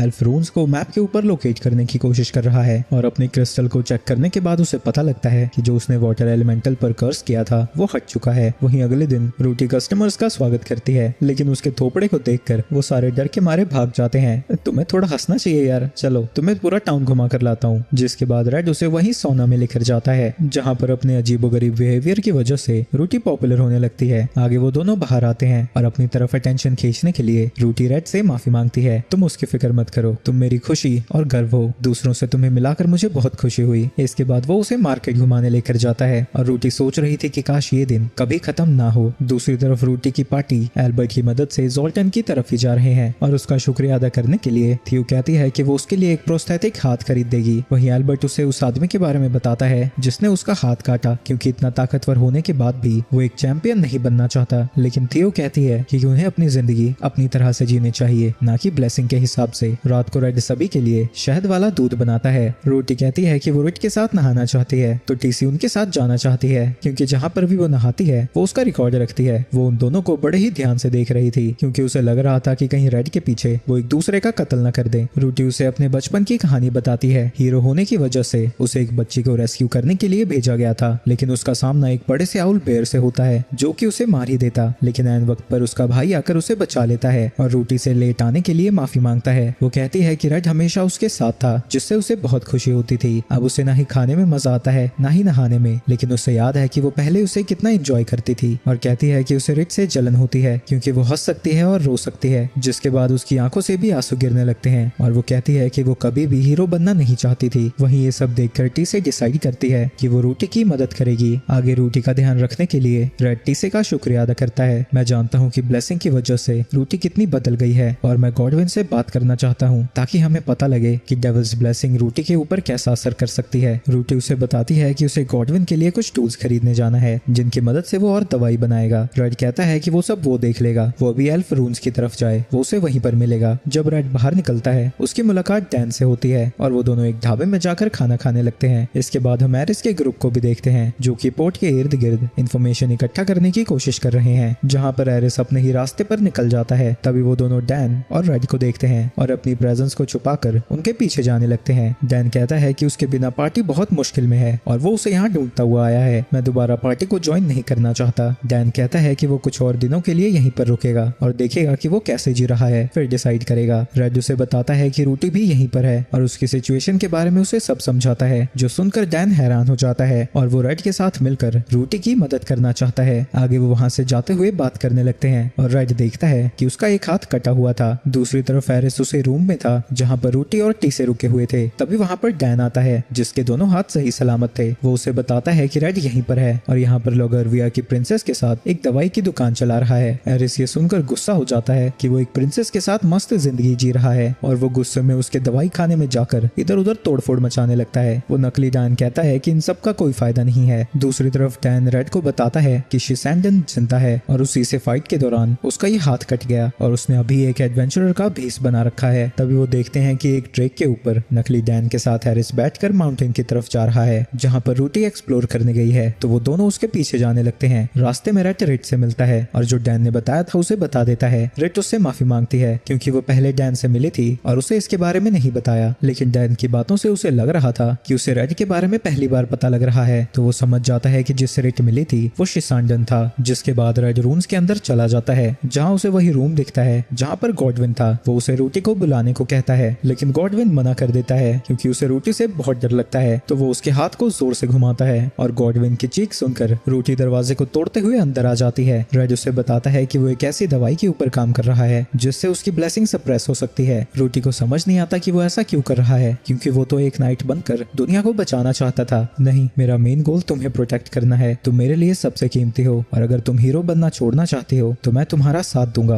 रूटी पूछती है कि क्या वो जो चाहे कर सकती है, क्या ऐसा करना सही होगा? ये जिंदगी तुम्हारी है, तुम जैसे चाहे जी सकती हो। वो उसे गले लगाती है और कहती है कि वो दुनिया का सबसे अच्छा बड़ा भाई है। दूसरी तरफ शिसांडन, अरे यार इसको सांड बुलाते हैं, दूसरी तरफ सांड और एरिस रूटी को ढूंढ रहे थे। वहीं असली डैन थियो और एल्बर्ट से मिलता है और थियो डैन को साथ में ले जाने के लिए अपने ड्रेक को नीचे उतारती है। दूसरी तरफ रून्स के अंदर उनके पास रिट भी पहुंच जाती है और रेड कहता है कि उन्हें उस ड्रग के बारे में गॉडविन से बात करनी चाहिए। रूटी कहती है कि डेविल ब्लेसिंग का कर्स उस पर नहीं चला था, लेकिन इसकी वजह से उसके अंदर एक और ब्लेसिंग आ गई है जिसका कोई नाम ही नहीं है। ये सब सुनकर गॉडविन हैरान हो जाता है लेकिन कहता है कि इसकी वजह से वो किसी का कत्ल नहीं करना चाहती, तो इससे प्रॉब्लम ही क्या है। तभी उनकी तरफ प्लेग आइस पड़ने लगते हैं जो कि मल्टीप्लाई हो सकते हैं, लेकिन रूटी अपनी एक ही अटैक से उन सबको खत्म कर देती है और उस तरफ जाने लगती है जिस तरफ से वो आ रहे थे और रेड भी उसके साथ जाता है जहाँ पर उन्हें एरिस दिखता है जो कि चूसे हुए आम जैसा दिख रहा था। वो रूटी से अपने साथ चलने को कहता है ताकि वो डीमन लॉर्ड से लड़ सके, लेकिन रूटी मना कर देती है और कहती है कि वो रेड के साथ रहना चाहती है। लेकिन ये सुन के वो रेड के ऊपर अटैक कर देता है तो रूटी अपनी तलवार को उसके पेट में घुसा देती है और कहती है कि वो खुद को हील कर ले क्योंकि उसने उसके वाइटल ऑर्गन्स को नुकसान नहीं पहुंचाया है। जिसके बाद वो वहां से चली जाती है। तभी वहां पर सैंड आ जाता है और कहता है कि वो उसकी मदद कर सकता है। वहीं एरिस को पता लग चुका था कि वो एक डीमन है क्योंकि उसके पास कोई ब्लेसिंग नहीं थी। सैंड कहता है कि उन्हें साथ में काम करना चाहिए। इन रूम्स में फर्स्ट हीरो का एक रेलिक है, उसकी वजह से हीरो फिर से उसके साइड आ सकती है। एरिस उस रेलिक को ढूंढने लगता है क्योंकि उसे लगता है कि उसकी जिंदगी का यही मकसद है कि उसे रूटी के साथ खड़ा होकर डीमन लॉर्ड से लड़ना है। आगे रेड उन्हें बता देता है कि एरिस यहाँ पर मौजूद है और वो रूटी को वापस लेकर जाना चाहता है, जो सुनकर वो समझ जाते हैं कि प्लेग आइस को एरिस ने ही समन किया था। तभी टी से एरिस की मूवमेंट्स को सेंस कर पाती है और बताती है कि उसके साथ कोई है और वो निचले लेवल्स तक जा चुके हैं। रेड को लगता है कि उसके साथ सैंडी है और वो उन्हें रोकने के लिए उसके पीछे जाने लगते हैं। वहीं जिंदा रहने के लिए गॉडविन को भी उसके पीछे जाना पड़ता है। थियो डैन को लेकर रून्स में आ जाती है और कहती है कि वो चाहे कुछ भी चुने, वो चाहती है कि वो उसके साथ रहे। डैन को समझ नहीं आता कि वो कहना क्या चाहती है। तुम्हारी जो मर्जी है तुम वो करो, मेरी जो मर्जी होगी मैं वो करूंगा। जिसके बाद वो दीवारों को तोड़ता हुआ रून्स के अंदर जाने लगता है और सबसे पहले एरिस तक पहुंच जाता है जहां पर तुरंत ही सैंड उसके ऊपर अटैक करने लगता है, लेकिन डैन एक ही मुक्के से उसे नीचे गिरा देता है और अपनी नई ताकत का यूज करके उसकी कुटाई ही करता जाता है, जिसकी वजह से सैंड को एरिस की मदद मांगनी पड़ती है। एरिस थोड़ी देर के लिए हिचकिचाता है लेकिन फिर भी वो एक स्पेल कास्ट करके डैन के ऊपर अटैक कर देता है और इस मौके का फायदा उठाकर सैंड अपनी तलवार को उसके पेट में घुसा देता है और एक्सप्लोड स्पेल का यूज करता है। लेकिन इन सब के बावजूद भी डैन सीधा खड़ा था और फिर से उससे लड़ने के लिए तैयार हो जाता है। सैंड अपने असली रूप में आकर डैन से लड़ने लगता है जो कि अपनी 2 उंगलियों से ही उसकी तलवारों को तोड़ रहा था, लेकिन वो ज्यादा देर तक ऐसा नहीं कर पाता और सैंड के अटैक की वजह से वो जमीन पर गिर जाता है। एरिस सोच रहा था कि उसका एक साथी मर चुका है लेकिन फिर भी वो शांत है, लेकिन ऐसा पहली बार नहीं था। जब उसने गिडियन की जगह लेने के लिए उसे पार्टी से निकलवाया तब भी वो शांत ही था। इसके बाद वो सैंड के साथ रून्स के अंदर जाने लगता है जहाँ उन्हें असली होली स्वॉर्ड्स दिखती है जिन्हें सैंड सेक्रेड एवेंजर्स कहकर बुलाता है। वो उसे बताता है कि जो हीरो के पास तलवार है वो इसकी रेप्लिका है और जो उसके पास ब्लेसिंग है वो भी हीरो की विल की कॉपी है। हमें हीरो को इस तलवार को देना होगा और उससे वो चीज छीननी होगी जिसकी वजह से वो एक नॉर्मल ह्यूमन की तरह जीना चाहती है। एरिस समझ जाता है कि वो रेड की बात कर रहा है। दूसरी तरफ जब वो लोग रून्स के थ्रू जा रहे थे, रूटी रेड को उसकी फेवरेट तलवार देती है। एक रूम में जाने पर उन्हें सैंड दिखता है जिसने रॉयल गार्ड्स के कैप्टन का बेस बना रखा था, जिसके बाद वो सभी साथ में मिलकर सैंड से लड़ने लगते हैं। लेकिन फाइट के दौरान एरिस भी सैंड की मदद कर रहा था तो रूटी को रेड को बचाना पड़ता है और वो एरिस से कहती है कि अगर वो अभी सरेंडर कर देता है तो वो उसे माफ कर देगी। लेकिन एरिस पीछे नहीं हटता और दोनों के अटैक्स आपस में टकराकर एक दूसरे को खत्म कर देते हैं। दूसरी तरफ एल्बर्ट और थियो को डैन मिलता है है। वहीं एरिस किसी तरह रूटी से अपनी तलवार को टच करवाना चाहता था,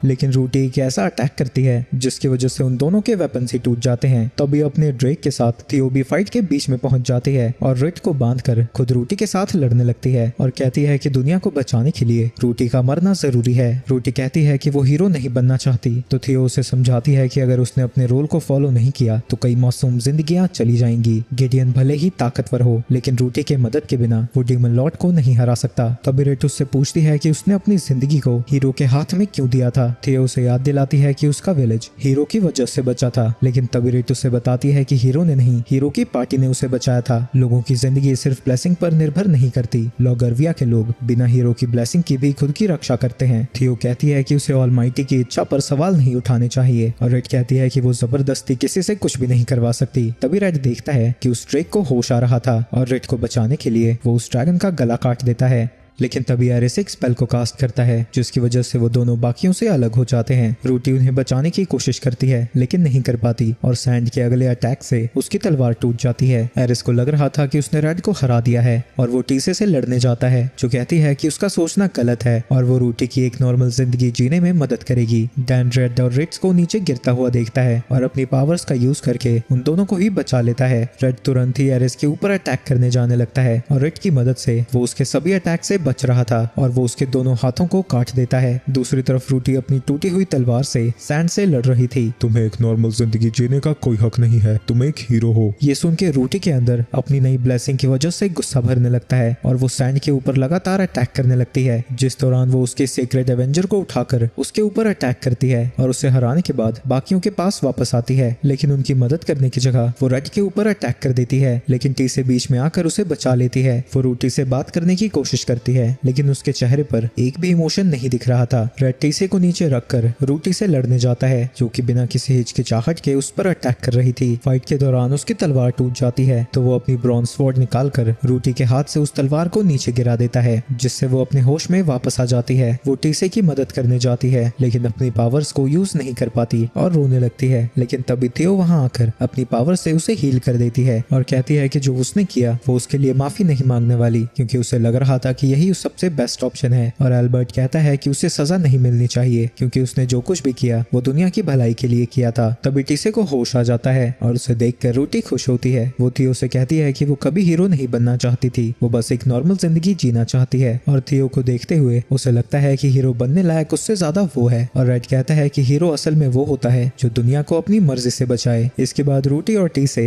रेड के पास आते हैं और वो फाइनली ठंड को फिर से महसूस कर पा रही थी, जिसके बाद वो अंदर जाकर खाना खा रही थी और हमें पता चलता है कि रूटी की नई ब्लेसिंग दूसरी ब्लेसिंग्स को कंट्रोल कर सकती है, लेकिन वो इसका यूज सिर्फ अपनी हीरो की ब्लेसिंग को कंट्रोल करने के लिए कर रही है। वो उन्हें बताती है कि वो एक फार्म को खरीद कर वहाँ जड़ी बूटियां उगाना चाहती है। इसके बाद रिट को छोड़कर बाकी सब एरिस के फ्यूनरल पर जाते हैं। इसके बाद चर्च से बाहर आकर वो सभी बात कर रहे थे और डैन बताता है कि कुछ दिन ब्रेक लेकर वो यहाँ से चला जाएगा और कहता है कि उन्हें इस बात के बारे में पता लगाना चाहिए कि सैंड जैसा डीमन एक होली स्वॉर्ड को कैसे यूज कर पा रहा था। और रेड को लगता है कि अभी भी और होली स्वॉर्ड्स मिसिंग है। दूसरी तरफ कॉन्स ने रेड की शॉप को फिर से रिस्टोर कर दिया है। आगे रिट रेड से कह रही थी कि उसे हमेशा डर लगता रहता है कि जब वो एक दिन उठेगी रेड उसके साथ नहीं होगा, क्योंकि वो हमेशा लोगों की मदद करता रहता है। लेकिन रेड कहता है कि चाहे कुछ भी हो वो यहाँ पर उसके लिए वापस आता रहेगा। इसके बाद बिस्तर में थोड़ा कुछ होता है और रेड कहता है कि वो उसके साथ बच्चों को बड़ा करना चाहता है। अगले दिन रेड और रूटी टाउन में घूमने निकलते हैं और वो रूटी को मर्चेंट से इंट्रोड्यूस करा रहा था और उसके लिए एक गिफ्ट भी खरीदता है। रूटी कहती है कि उसके साथ समय बिताकर वो बहुत खुश है क्योंकि वो यहाँ पर नए दोस्त भी बना रही है और कहती है कि वो हमेशा उसके साथ रहे, जब तक तुम चाहती हो मैं तुम्हारे साथ ही रहूंगा। जिसके बाद रूटी वहीं घास पर सो जाती है। इसके बाद मैग्रिया रेड की शॉप पर आती है और रूटी से ओगर्स के झुंड को मारने के लिए मदद मांगती है, जिन्होंने पूरे टाउन को घेर लिया है। रूटी उनकी मदद करने के लिए मान जाती है और टी से कहती है कि रूटी अभी भी एक हीरो है, लेकिन अब वो अपनी मर्जी से फाइट करना डिसाइड करती है।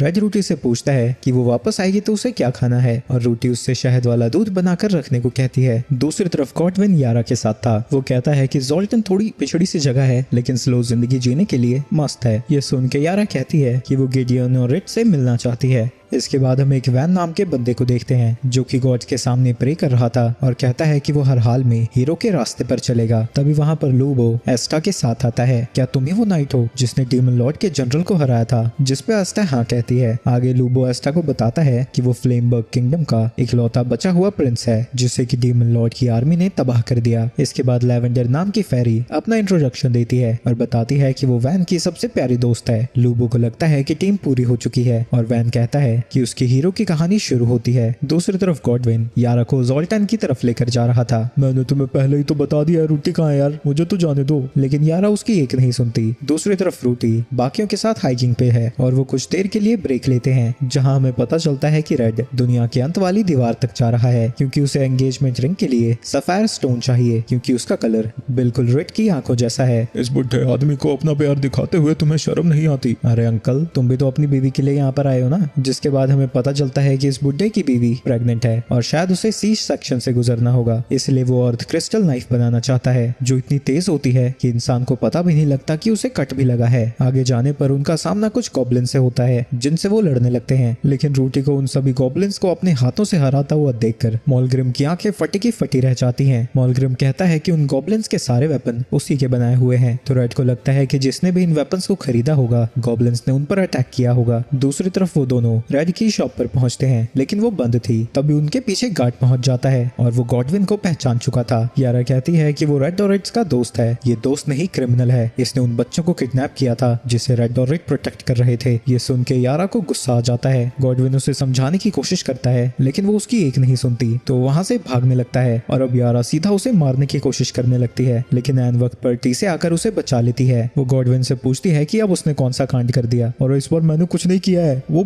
डायन बड़ा करिए फालतू में। जिसके बाद यारा अपने स्पेल का यूज करके जमीन से एक ड्रैगन को समन करती है, लेकिन तभी वहाँ ज़ोल्टन की पुरानी मेयर आती है और आइस स्पेल कास्ट करके उस ड्रैगन को जमा देती है। इसके बाद टी से यारा के अटैक्स को डॉज करती हुई उसकी तरफ जाने लगती है, लेकिन इससे पहले कि वो कुछ कर पाती वो अपनी जड़ों का यूज करके उसे पकड़ लेती है। वो उससे पूछती है कि वो है कौन, तो टी से बताती है कि वो रेड की दोस्त है और अभी रेड बाकियों के साथ अपनी एंगेजमेंट रिंग के लिए स्टोन ढूंढने गया है। ये सुनकर यारा हैरान हो जाती है और उसे आजाद कर देती है और मिस्टर मुझसे कहती है कि जाने से पहले वो इस सारी तबाही को ठीक करके जाए। दूसरी तरफ रेड का ग्रुप जुग मॉन्स्टर के जंगल में था। मुग्रिम डरा हुआ था क्योंकि जुग मॉन्स्टर्स इंसानों को खाने के लिए जाने जाते हैं, लेकिन रेड बताता है कि इस विलेज का एल्डर उसका दोस्त है, तो उन्हें डरने की जरूरत नहीं है। जुग दुनिया की अंत वाली दीवार के बारे में जानते हैं और वो उनसे स्टोन जायंट्स के बारे में पूछना चाहता है। इसके बाद वो एल्डर को मीट देता है और जायंट्स के बारे में पूछता है। तुम्हें जायंट से संभल कर रहना चाहिए क्योंकि कुछ समय से वो काफी अजीब तरीके से बिहेव कर रहे हैं। तभी एक छोटा मॉन्स्टर पेड़ पे से गिर जाता है, तो रूटी उसे हील करती है और रेड देखने पर बताती है कि पेड़ों की हालत कुछ ठीक नहीं है और वो रेड को फर्टिलाइजर बनाने को कहती है। रात को जब सो रहे थे रेड अपना फर्टिलाइजर बनाना खत्म कर देता है और रेड ताके पूछती है कि वो क्या सोच रहा है। कैमरा लगा दे अम्मा उसके दिमाग में। रूटी की नई ब्लेसिंग उसके हीरो की ब्लेसिंग के साइड इफेक्ट को खत्म कर रही है। इसकी वजह से वो खुश तो है पर मैं नहीं जानता कि ये चीजें काम कैसे कर रही हैं, तो मुझे उसकी फिक्र भी हो रही है। दूसरी तरफ टीसे और यारा भी रेड की पार्टी को ढूंढ रहे हैं और यारा देखती है कि मिट्टी सड़ने लगी है। इसके बाद वो कैंप लगाते हैं और यारा पूछती है कि वो उसके साथ क्यों आ रही है, तो टीसे बताती है क्योंकि दीवार के पास गर्म पानी के झरने में वो नहाना चाहती है, लेकिन असल में उससे फिक्र हो रही है कि जब यारा को पता चलेगा कि रूटी हीरो नहीं बने रहना चाहती उसका रिएक्शन कैसा होगा। टीसे उससे पूछती है कि उसने हीरो की पार्टी को ज्वाइन क्यों किया था। यारा बताती है कि गिडियन की वजह से। दुनिया को बचाना सुनने में तो अच्छा लगता है लेकिन सिर्फ 6 लोगों पर इसे नहीं छोड़ना चाहिए। दूसरी तरफ रेड पहाड़ की चोटी पर पहुंच जाता है और आसमान को देखता हुआ वो रूटी से कहता है कि वो वैसी जिंदगी जिए जैसा वो जीना चाहती है। अगर तुम्हें सपोर्ट करने के लिए मुझे भगवान के खिलाफ भी जाना पड़ा तो मैं पीछे नहीं हटूंगा। तभी वहाँ पर टीसे और यारा पहुंच जाते हैं और रेड को देखकर यारा उसके गले लग जाती है। दूसरी तरफ वैन की पार्टी एक आउल बेयर को हरा देती है। एस्टा कहती है कि वो लेट पहुंचे और एक इंसान की जान चली गई। जो उसका रोल था उसने वो पूरा कर दिया है। भगवान की इच्छा यही थी कि वो उस मॉन्स्टर के हाथों मारा जाए और उसके बलिदान की बदौलत ही मैं अपने हीरो के रोल को पूरा कर पा रहा हूँ। दूसरी तरफ वो लोग चाय पी रहे थे और यारा उनसे कहती है कि उन्हें किरामेन किंगडम में चलना चाहिए। वो उसी किंगडम में पैदा हुई है और वहाँ पर मैजिक की भरमार है, लेकिन वो सभी मना कर देते हैं क्योंकि उन्हें यहाँ की जिंदगी बहुत अच्छी लगती है। इसके बाद वो सभी हॉट स्प्रिंग में जाकर नहाने लगते हैं और यारा रूटी से कहती है कि वो खुश है कि वो फाइनली अपनी जिंदगी जी पा रही है। रेड पूछती है कि जेम जायंट्स किस तरह के मॉन्स्टर्स हैं, तो रूटी बताती है कि वो लोग जेम्स को काट कर अपनी ताकत बढ़ाते हैं। दूसरी तरफ रेड अकेला नहा रहा था क्योंकि अंकल को नहाना बिल्कुल पसंद नहीं है, तो ये देखकर यारा और रूटी उसके साथ नहाने चली जाती हैं। वहीं मॉग्रिम और यारा की जरा भी नहीं बन रही थी क्योंकि एल्फ और डॉर्फ एक दूसरे को देखना भी पसंद नहीं करते। इसके बाद वो लोग जम जायंट्स के रहने की जगह पर पहुंच जाते हैं, पर वहाँ पर कुछ गड़बड़ लग रही थी।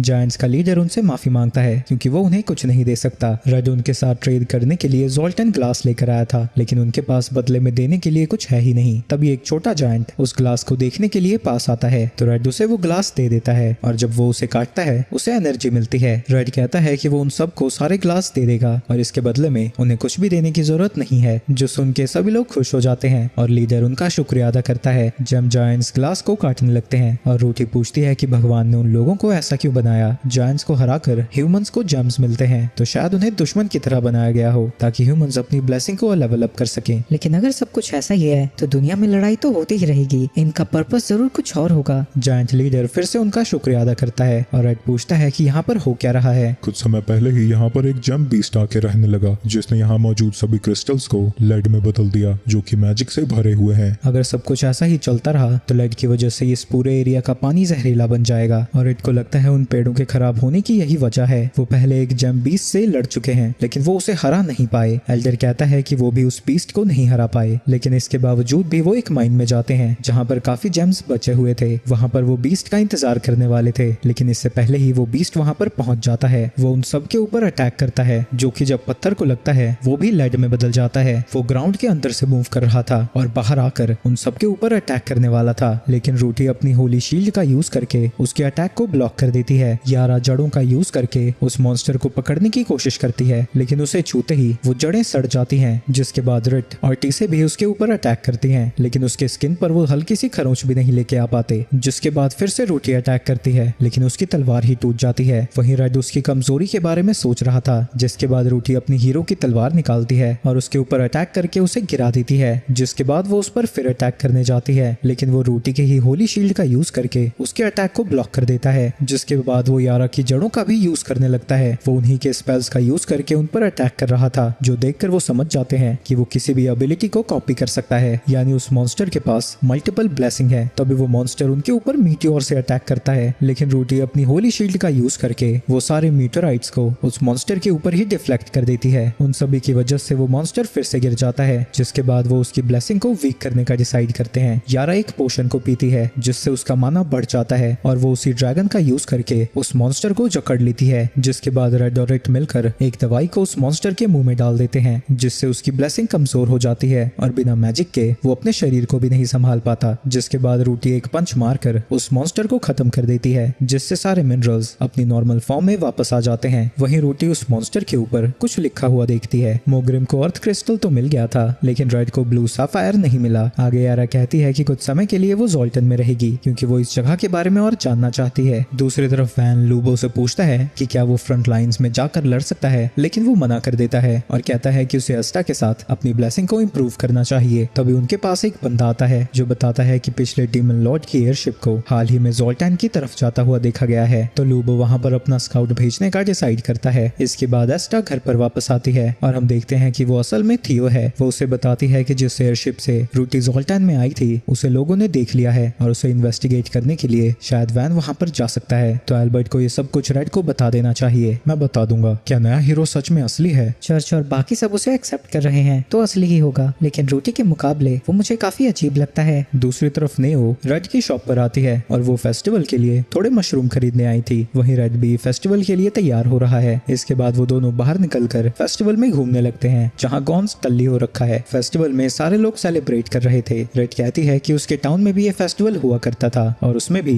वो विंटर डीमन को रिपेल करने की कोशिश करते हैं, बस वो थोड़े सीरियस ज्यादा होते थे। तभी उन्हें शोर सुनाई देने लगता है और वो देखते हैं कि एक बच्चा और एक लड़का लड़ रहे हैं। वो बच्चा गुस्से में एक बॉटल उस लड़के के सर पर फेंक देता है, लेकिन जियान अरे नहीं एडम बीच में आकर उसे बचा लेता है। एडम उस बच्चे के बदले माफी मांगता है और बताता है कि हाल ही में ब्लेसिंग अवेकन करने की वजह से वो थोड़ा अनस्टेबल है। तभी टी से दो अजीब से लोगों को नोटिस करती है, पर यारा के शोर मचाने की वजह से उसका ध्यान हट जाता है। इसके बाद वो लोग अपारा के स्टॉल पर खाना खाने जाते हैं, लेकिन यारा को देखकर वो थोड़ी डर जाती है। वो बताती है कि एल्व्स खुद को जहाँ पर वो पैदा होते हैं उसके नाम से आइडेंटिफाई करते हैं और हाई एल्व्स के बीच में भी किरामिन एल्व्स स्पेशल होते हैं और उसके सामने अपारा एक लप्पू सी एल्फ है। लेकिन किरामिन उसे समझाती है कि जो भी जहाँ पैदा हुआ है इससे कोई फर्क नहीं पड़ता। तभी रेड देखता है कि वहाँ पर बहुत महंगी महंगी चीजें आई थी और अब पारा बताती है कि रूटी ने ये सब ऑर्डर किया है। तभी वो सिक्कों से भरी हुई पोटली बाहर निकालती है जो कि एडवेंचरिंग करके उसने कमाए थे। रेड टीसे को उसे समझाने को कहता है वो ऐसे ही पैसे नहीं फूंक सकती, लेकिन वो खुद भी खाना ठूसने में बिजी हो रखी है। इसके बाद वो मिस टॉम और गॉडविन से मिलते हैं। गॉडविन उन्हें देखकर भागने लगता है पर मिस टॉम उसे रोकती है और बताती है कि वो जुक्स के साथ उनका रिप्रेजेंटेटिव है तो उसे उसी की तरह बिहेव करना चाहिए। आपने इस 2 टके के आदमी को काम पे रख लिया है, इस पे भरोसा कैसे हो गया आपको? लेकिन मिस टॉम कहती है कि ये काम का इंसान है और वो अब खुद को सुधारने की कोशिश कर रहा है। दूसरी तरफ फेस्टिवल खत्म होने ही वाला है पर गार्ड अब थक चुका है क्योंकि विंटर डीमन खुद को हिट होने ही नहीं दे रहा। अरे मेरे बाप, स्क्रिप्ट को फॉलो कर ले कुत्ते।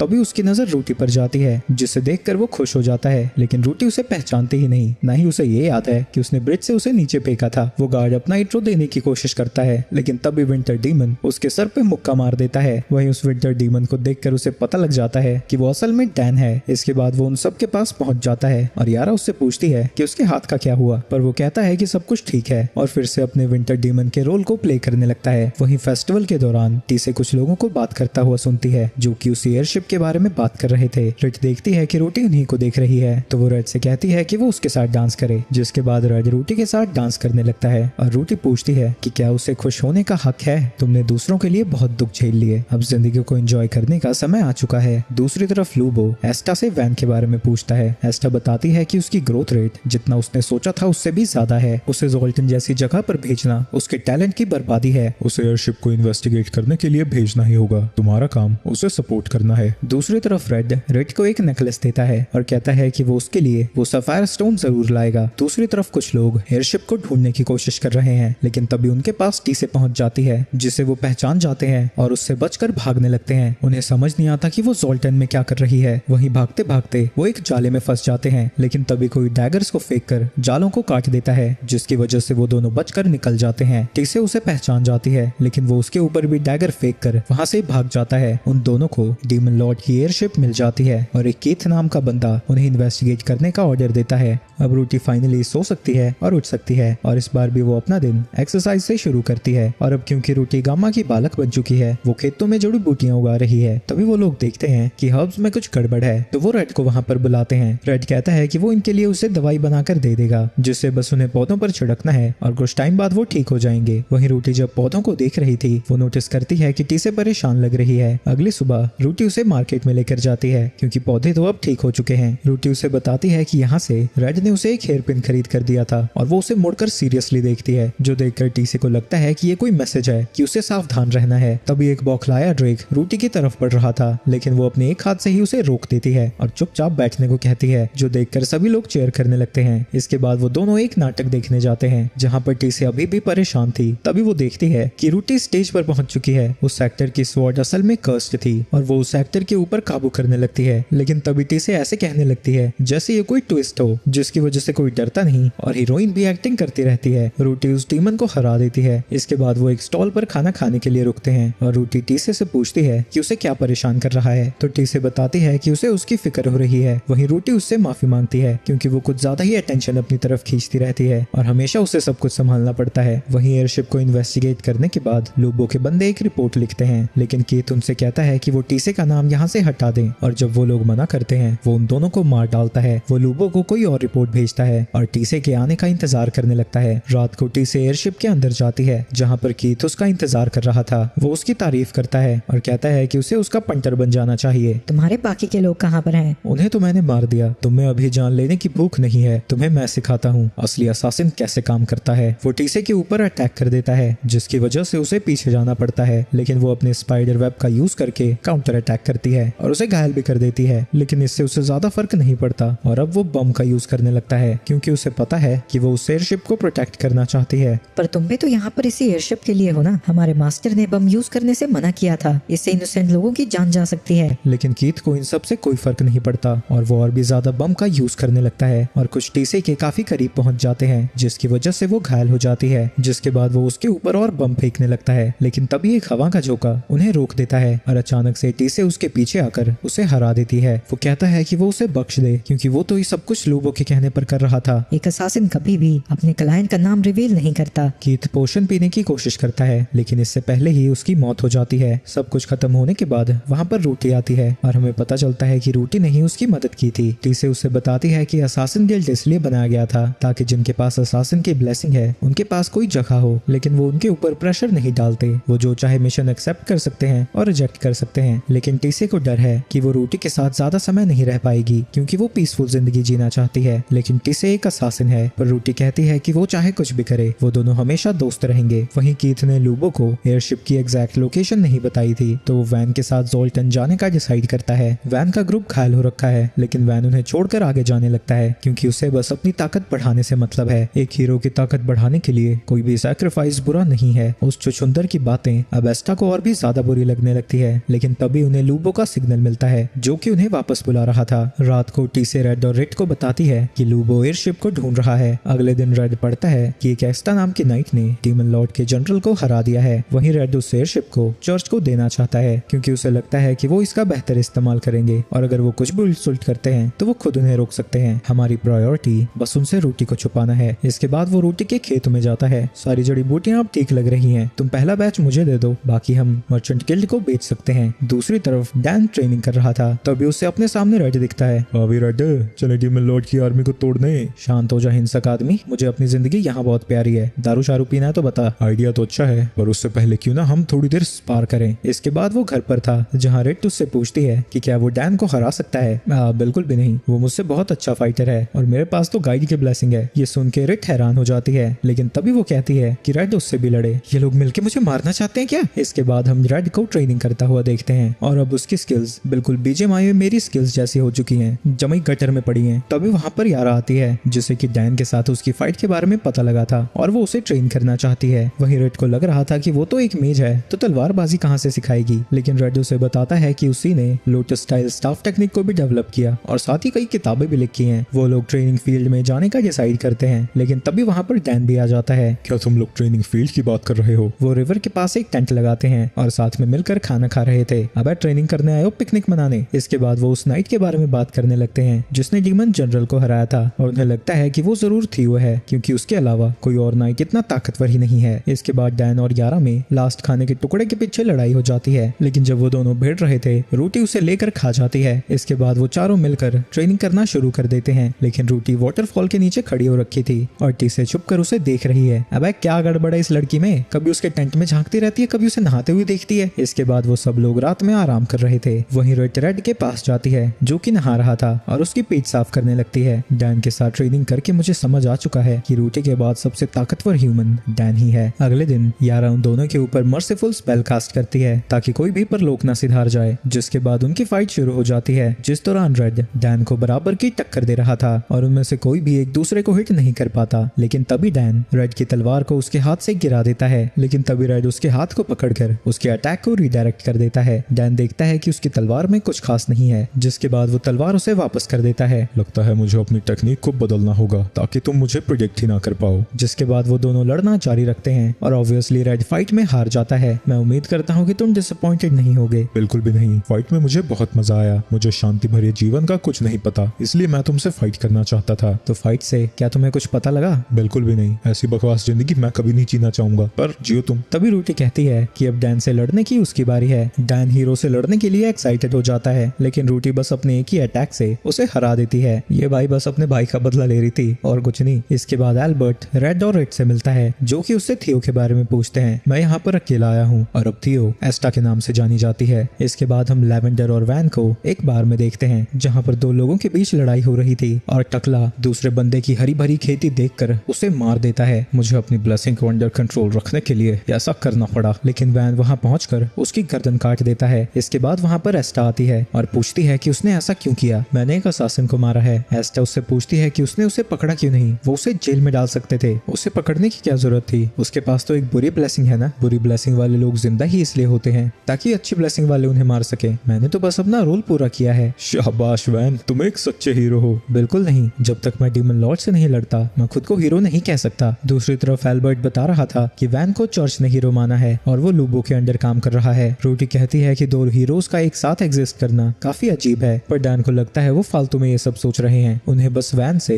रूटी को छुपा कर रखना है। रूटी और थियो की वजह से 3 डीमन जनरल्स को हरा दिया गया और एवलॉन में अब शांति है, तो रूटी के गायब होने से कोई प्रॉब्लम नहीं होनी चाहिए। लेकिन वो श्योर नहीं है जब वैन को पता लगेगा रूटी ने बैटल को छोड़ दिया है वो कैसे रिएक्ट करेगा। जाएगा। तो यारा कहती है कि जब वैन जोल्टन में होगा उन्हें वेकेशन पर जाना चाहिए, तब तक टीसे फार्म को संभाल लेगी, यारा दुकान को। और डैन कहता है कि वो भी यहीं पर रुकेगा ताकि कुछ गड़बड़ हो तो वो संभाल सके, और अगर लूबो की नजर उस पर पड़ जाती है तो वो बहाना बना लेगा कि उसके कटे हुए हाथ की वजह से पार्टी से निकाल दिया गया। इसके बाद वो तीनों सेंट डुरांट विलेज में जाते हैं, जिसका नाम विलेज के लंबर जैक के ऊपर रखा गया था, जिसने जायंट के अटैक के बाद कई सौ घर एक रात में ही बना दिए थे। और विलेज में जाने के बाद वो सेंट डुरांट का स्टैचू देखते हैं। इसके बाद वो दुकानों से सामान खरीदते हुए एक रहने की जगह को ढूंढ लेते हैं। दूसरी तरफ टीसे भी सोच रही थी कि सब कुछ सेटल होने के बाद वो भी घूमने जाएगी। वहीं उन सबको कैंडल बड़ा सुंदर लग रहा था और वो कहते हैं कि वो बाकियों के लिए भी ऐसी कैंडल्स खरीदेंगे। अगले दिन घूम फिर के वो फिर से अपने रूम में वापस आ रहे थे, तभी उन्हें एक औरत दिखती है जो कि दर्द में थी। वो उन्हें रूम पर लेकर जाते हैं, जहाँ रेड को पता लगता है कि गांव में एक भी डॉक्टर नहीं है, और वो बताती है कि कुछ समय पहले ही बस उसके पैर में थोड़ा सा कट लगा था। रेड देखता है कि उसके हाथ कांप रहे हैं और समझ जाता है कि जिससे भी कट लगा था वो चीज जहरीली होगी। जिसके बाद रेड अपने मैजिक का यूज करके जहर को आगे बढ़ने से रोक रही थी और रेड जड़ी बूटी बनाने के काम पर लग जाता है। वहीं रूटी बाहर जड़ी बूटियों को ढूंढ रही थी। इसके बाद रूटी वापस आती है जो कि कीचड़ में लथपथ थी। रेड के पूछने पर वो बताती है कि वो गिर गई थी और उसे जड़ी बूटी देकर वहाँ से चली जाती है, ये कहकर कि उसे किसी को ढूंढना है। उसे ठीक करने के लिए वो औरत उनका शुक्रिया अदा करती है, लेकिन इससे पहले कि वो वहाँ से निकल पाती उनके दरवाजे के आगे भीड़ इकट्ठा हो रखी थी। रूटी बताती है कि वो गुम हो गई थी और उनसे डायरेक्शन पूछ रही थी। वो सब लोग गाँव के लोग हैं और केट को ठीक करने के लिए वो उसे अलग अलग गिफ्ट देने आए हैं। इसके बाद रात को रेड विलेजर्स की दी हुई रेसिपी से एक सूप बनाता है। तभी वो देखता है कि रेड थोड़ी आपत्तिजनक अवस्था में थी। तभी रेड को याद आता है कि यहाँ पर गर्मी ज्यादा होती है। वहीं रूटी ने उटपटांग से कपड़े पहने थे, तो वो बताती है कि वो अपना स्विम सूट लाना भूल गई। इसके बाद वो सभी लोग खाना खाते हैं और वो सोच रहे थे कि उनके साथियों ने अभी तक उन्हें कोई मैसेज नहीं भेजा है। एल्बर्ट किसी ऊंची जगह पर चढ़कर जोल्टन के ऊपर नजर रख रहा है। तभी डैन उसके लिए खाना लेकर आता है जो कि उसी ने बनाया था और एल्बर्ट को वो बड़े अच्छे लगते हैं। जिसके बाद डैन उसकी जिंदगी बचाने के लिए एल्बर्ट का शुक्रिया अदा करता है। इसके बाद वैन जोल्टन में पहुंच जाता है और टीसे को लगता है कि वो रूटी जैसा बिल्कुल भी नहीं है। इसके बाद वो लोग चर्च में पहुंचते हैं जहाँ पर उनका गाइड अभी तक नहीं आया था और लूबो को लगता है कि उसकी किसी ने जान ले ली होगी। तो वैन कहता है कि उन्हें खुद ही एयरशिप की खोज पर निकल जाना चाहिए, पर लूबो कहता है कि रात होने वाली है तो उन्हें आराम करना चाहिए। दूसरी तरफ रेड का ग्रुप बेड पर बैठकर लूडो खेल रहा है। तभी वहाँ पर एक कबूतर पर बैठकर टीसे का स्पाइडर आता है जिसमें लिखा था कि वैन जोल्टन में पहुंच गया है, पर अभी तक उसने कुछ उल्टा सीधा नहीं किया है। दूसरी तरफ वो तीनों रेस्टोरेंट में खाना खा रहे थे जहाँ टीसे ने एक वेट्रेस का वेश बना रखा है। टाउन का मेयर हीरो से मिलने आता है लेकिन वो उसे इग्नोर कर रहा था, तो एस्टा उससे कहती है कि वो थोड़ा थक चुका है। इसके बाद वेट्रेस उसके लिए खाना लेकर आती है, लेकिन वैन गुस्से में कहता है कि हीरो को खाने की जरूरत नहीं होती। ये देखकर एस्टा उसे बात करने के लिए बाहर लेकर जाती है। एस्टा उससे कहती है कि उसे अपने गुस्से को छुपा कर रखना चाहिए और लोग जब उसके आने को सेलिब्रेट कर रहे हो उन्हें उनकी इज्जत करनी चाहिए, क्योंकि हीरो के तौर पर वो उन लोगों को बैटल में लीड करने वाला है, तो उनमें लड़ने की हिम्मत उसी से आएगी। आप सच ही कह रही हैं, लोगों को हिम्मत देना भी एक हीरो की ड्यूटी है, पर मैं चाहता हूँ कि वो बैटल में मारे जाएं। एस्टा को समझ नहीं आता कि वो कहना क्या चाहता है। सिर्फ एक ही चीज इंपॉर्टेंट है और वो है ऑलमाइटी पर भरोसा, और लड़ते हुए मरना सबसे बेहतर तरीका है ऑलमाइटी पर अपने भरोसे को दिखाने का। ये सुन के लैवेंडर वैन की तारीफ करती है। तभी वहाँ पर लूबो आता है और बताता है कि कल वो टाउन से निकलकर एक सॉल्ट ड्रैगन को हराने जाएंगे और एयरशिप को ढूंढने का काम टाउन के लोग खुद करेंगे। ये सुन के वैन खुश हो जाता है क्योंकि उसे लगता है कि एक ड्रैगन हीरो के लिए परफेक्ट दुश्मन है। क्या ऐसा करना जरूरी है? क्योंकि असॉल्ट ड्रैगन तब तक कुछ नहीं करते जब तक कि उनके कोई ज्यादा करीब ना जाए। लेकिन लूबो उस ड्रैगन को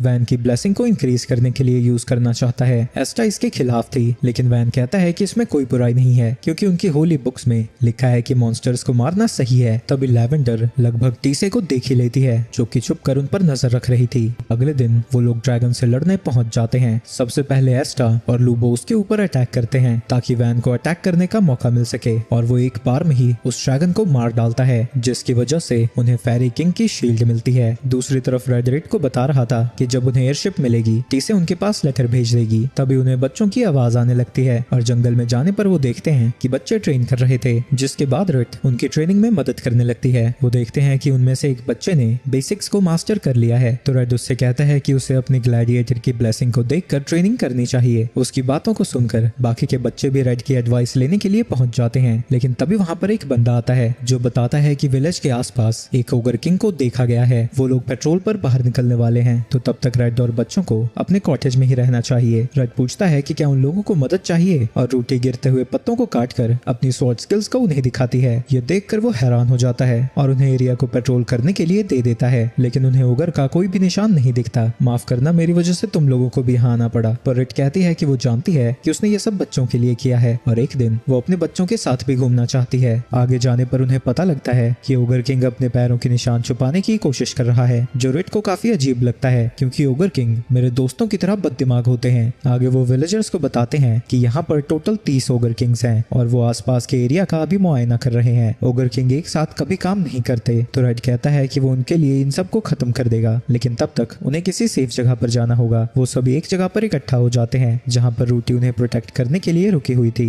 दूसरी तरफ टीसे यारा के पास आती है और बताती है कि ये नया हीरो रूटी की तरह बिल्कुल नहीं है, क्योंकि इसकी ब्लेसिंग इसके इमोशंस को नहीं दबाती और उसे लगता है कि एयरशिप को उन्हें देना शायद अच्छा आइडिया नहीं है। यारा बताती है कि जब से वैन यहाँ पर आया है, प्लांट्स ऐसे बिहेव कर रहे हैं जैसे यहाँ पर कोई बुरी घटना घटने वाली है। एस्टा और वैन शहर में घूम रहे थे और लोग हीरो को देखने के लिए खड़े हो रखे हैं। लेवेंडर उससे पूछती है कि वो घूमी घूमी क्यों कर रहे हैं, तो वैन बताता है कि वो वही कर रहा है जो कि ऑल माइटी चाहते हैं। हालांकि वो भी अभी इसे पूरी तरह से समझ नहीं पाया है। तभी उसके पास कुछ बच्चे आते हैं जिनसे वो बड़े अच्छे से बात कर रहा था। ये सारे बच्चे चर्च में रहते हैं और टांटा पूछता है कि क्या वो उनसे मिलने चर्च में जाएगा, जिसके लिए वो मान जाता है, जो सुन के लेवेंडर और एरेस्टा दोनों ही हैरान हो जाती हैं। इसके बाद चर्च में प्रीस्ट बताता है कि वो और मिस टॉम बच्चों का ध्यान रखते हैं। वैन कहता है कि वो उनकी मदद करना चाहता है और बच्चों के साथ वहाँ से चला जाता है और ये सब देखकर मिस टॉम को लग रहा था कि वैन बहुत अच्छा लड़का है। बच्चे वैन से उसके एडवेंचर्स के बारे में पूछते हैं। मैंने हाल ही में एक बहुत बुरे ड्रैगन को हराया है। ये सुन के बच्चे उससे पूछते हैं कि कहीं वो डर तो नहीं रहा था। बिल्कुल भी नहीं, एक हीरो किसी से नहीं डरता और उसका काम लोगों के लिए लड़ना है। बच्चे कहते हैं कि वो भी उसके साथ उसकी जर्नी पर जाना चाहते हैं, लेकिन उनकी ब्लेसिंग अभी अवेकन नहीं हुई थी। तो वैन कहता है कि उन्हें उसका इंतजार करना चाहिए और अपनी किस्मत को उन्हें ऑल माइटी को डिसाइड करने देना चाहिए। पर टांटा कहता है कि उसे चाहे जो मर्जी ब्लेसिंग मिले, वो एक कारपेंटर ही बनेगा, क्योंकि लोगों के लिए घर बनाकर वो उन्हें खुश करना चाहता है। पर वैन कहता है कि अपने ब्लेसिंग के हिसाब से ही जीने में खुशी मिलती है और वैन को लगने लगता है कि उसे ज़ोल्टैन के लोगों का माइंडसेट बदलना होगा। दूसरी तरफ रेड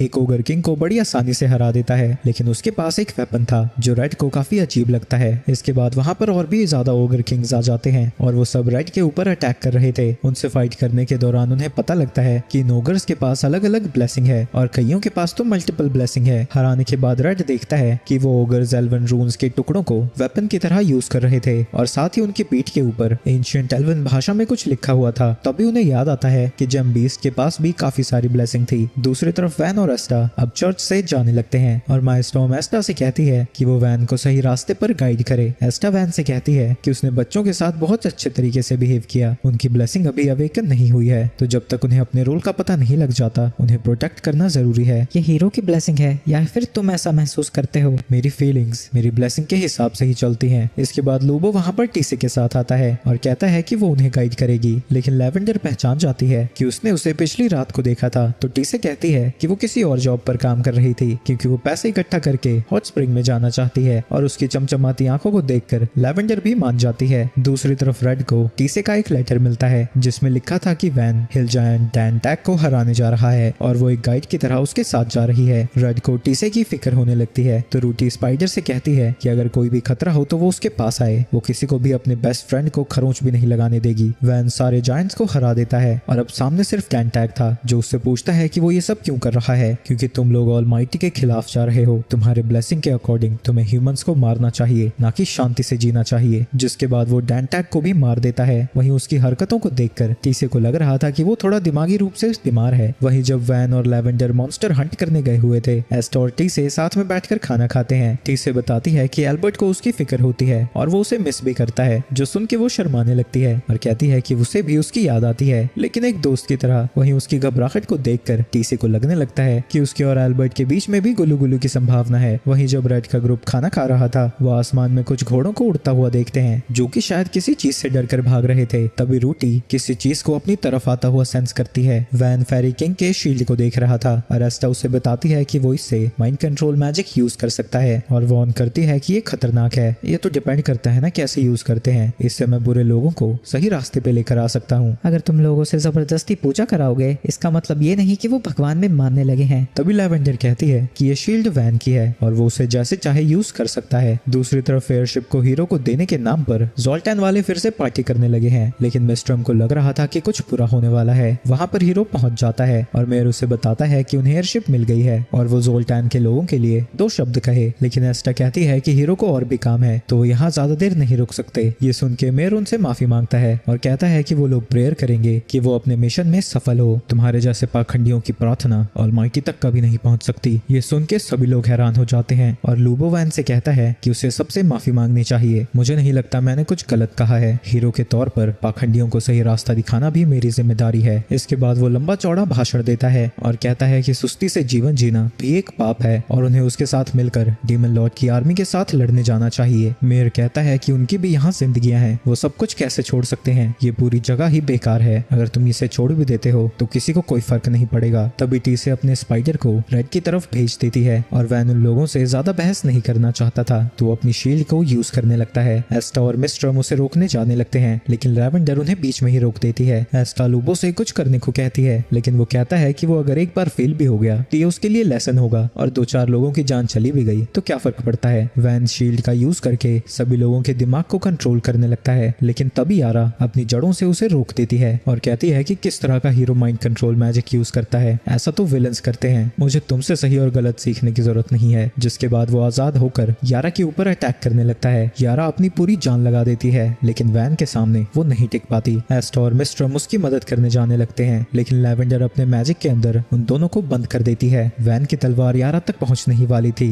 लेकिन ऐन वक्त पर डैन आकर यारा को बचा लेता है। तभी वो लोग देखते हैं कि वैन खुद को हील नहीं कर पा रहा है लेकिन उसका ऑलमाइटी पर विश्वास उसे फिर से खड़ा करता है और वो उन दोनों से लड़ने लगता है। वैन अपनी जड़ों का यूज करके उसकी आंख को घायल कर देती है और डैन उसे पंच करता है लेकिन वो अपनी स्किल का यूज करके उसके अटैक को रिफ्लेक्ट कर देता है। यारा डैन को हील करती है और वैन कहता है कि इस एबिलिटी से वो किसी भी सिचुएशन को पलट सकता है। एक हीरो को अपना दर्द दूसरों को नहीं देना चाहिए। तभी वहां पर असॉल्ट ड्रैगन्स आने लगते हैं जो कि वैन पर अटैक कर रहे थे क्योंकि वो उनकी शील्ड को चुरा कर लाया है। एक ड्रैगन अटैक करता है और यारा सिटी को बचाने की कोशिश करती है लेकिन उसके अटैक को ब्लॉक नहीं कर पाती। अगर ऐसा ही चलता रहा तो पूरी सिटी तबाह हो जाएगी। तभी अकल का अंधा हीरो डैन के ऊपर अटैक करने लगता है और वो उससे कहता है कि अगर वो खुद को हीरो समझता है तो पहले लोगों को बचाने पर फोकस करना चाहिए। लेकिन वैन कहता है कि ये ऑलमाइटी की इच्छा है क्योंकि अगर ये जगह ड्रैगन्स ने डिस्ट्रॉय कर दी तो सारे लोग उसके साथ डीमन लॉर्ड की आर्मी से लड़ने जाएंगे। ये सुन के गुस्से में डैन उसके ऊपर अटैक करता है लेकिन वैन फिर से उसके डैमेज को रिफ्लेक्ट कर देता है जिसके बाद वो यारा पर अटैक करने जाता है लेकिन ऐन वक्त पर रेड उसे बचा लेता है और वो टीसे के स्पाइडर का यूज करके उससे शील्ड भी छीन लेता है और उसे लेकर वहां से भागने लगता है। वो सारे सॉल्ट ड्रैगन्स रेड के पीछे जा रहे थे। रेड उनसे बात करने की कोशिश करता है लेकिन वो उसके ऊपर अटैक करने लगते हैं। तभी उन्हें वैन आता हुआ महसूस होता है और रेड कहता है कि वैन जल्द ही यहाँ पर आता ही होगा। वो उनकी शील्ड को उन्हें वापस करना चाहता है तो वो उस शील्ड को लेकर वहां से चले जाते हैं। वैन रेड के ऊपर अटैक करता है लेकिन वो उसे डॉज कर लेता है। क्या रे जिंगूर, तू क्या हीरो बनेगा। वो फिर से रेड पर अटैक करने की कोशिश करता है लेकिन रेड उसकी तलवार को ब्लॉक कर देता है। तुमने अपनी ब्लेसिंग को तो लेवल अप किया है लेकिन तलवारबाजी को नहीं। एक आम इंसान की टेक्निक मेरी डिवाइन ब्लेसिंग के सामने कुछ भी नहीं है। तेरे इसी घमंड की वजह से मैंने तुम्हें अपने ग्रुप से अलग कर दिया है। तुम अलग करके भी क्या कर लोगे। मैं हीरो हूँ, जितनी मर्जी देर तक लड़ सकता हूँ, जितनी मर्जी देर। मुझे नहीं लगता हमें ज्यादा देर लगने वाली है। तभी वहाँ पर रूटी आती है और उसे मुक्का मारकर उड़ता हुआ जंगलों में भेज देती है। हमें जल्दी से यहाँ से निकलना चाहिए। वैन के लोगों को हम तुम्हारी शक्ल देखने नहीं दे सकते। दूसरी तरफ वैन का खून बह रहा था लेकिन वो सोचता है कि हीरो का काम बुराई से लड़ना है, ना कि जीतना। तभी वहाँ पर बाकी सब भी पहुंच जाते हैं और वैन अपने हीलिंग हैंड का यूज करता है लेकिन वो अपने दिमाग को हील नहीं कर पाया था और अब उसे लगने लगता है कि वो असली हीरो तभी बनेगा जब वो अपने हाथों से रूटी को मारेगा। आगे वैन अपनी ताकत को बढ़ाने के लिए मॉन्स्टर्स को मार रहा था क्योंकि वो हर हाल में रूटी को मारना चाहता है। दूसरी तरफ एल्बर्ट सभी को बताता है कि वैन रूटी को मारने के पीछे पागल हो चुका है, हमें उसे पहले ही खत्म कर देना चाहिए। लेकिन यारा मना कर देती है और कहती है कि उन्हें कोई शांतिपूर्ण तरीका ढूंढना चाहिए। एल्बर्ट बताता है कि वैन फ्लेमबर्ग किंगडम का 8th प्रिंस है पर वो एक मोनेस्ट्री में पला बढ़ा क्योंकि उसके पेरेंट्स उसका ध्यान नहीं रखना चाहते थे। टी से समझ जाती है कि उसका ऑलमाइटी पर भरोसा मोनेस्ट्री में ही जन्मा है। वहीं जब चर्च ने उसे हीरो डिक्लेयर कर दिया वो आसपास सभी मॉन्स्टर्स को मारने लगा ताकि वो अपने ब्लेसिंग के लेवल को बढ़ा सके। और रेड को लगता है कि उसके साथी इसलिए मारे जाते हैं क्योंकि उसके लिए बाकियों की जिंदगी की कोई कीमत नहीं है, उसे बस अपनी स्किल्स बढ़ाने से मतलब है। और रूटी कहती है कि वो आम लोगों के बीच रहा ही नहीं इसलिए वो ऑलमाइटी के अलावा किसी और की फिक्र नहीं करता और ऐसे पागलों की तरह बिहेव करता है। रेड बताती है कि मिस्ट्रम ने उन्हें बताया था कि लैवेंडर असल में एक फेरी नहीं है बल्कि एक ईविल मैजिकल क्रीचर है और वो उन दोनों को लैवेंडर से निपटने को कहती है। लेकिन यारा को लगता है कि उससे लड़ना बहुत ज्यादा रिस्की है तो उन्हें उससे बात करने की कोशिश करनी चाहिए। रेड इसके लिए मान जाती है क्योंकि उसे लगता है कि वो दोनों प्यार में पड़े हुए हैं, तो वो उसकी बात समझ सकती है। रेड डैन से कहता है कि वो रेड के साथ जाए, वहीं वो लूबो से बात करने जाएगा। एल्बर्ट बताता है कि लूबो का जन्म एक कॉमनर के घर में हुआ था, लेकिन उल्टी पुल्टी हरकतें करके उसने बहुत ज्यादा पैसे कमा लिए। शाम को टीसे रेड से कह रही थी कि रेड के गाइडेंस की वजह से ही रूटी वैन जैसी नहीं बनी। आगे वैन की पार्टी रूटी के बारे में इंफॉर्मेशन ढूंढ रही थी,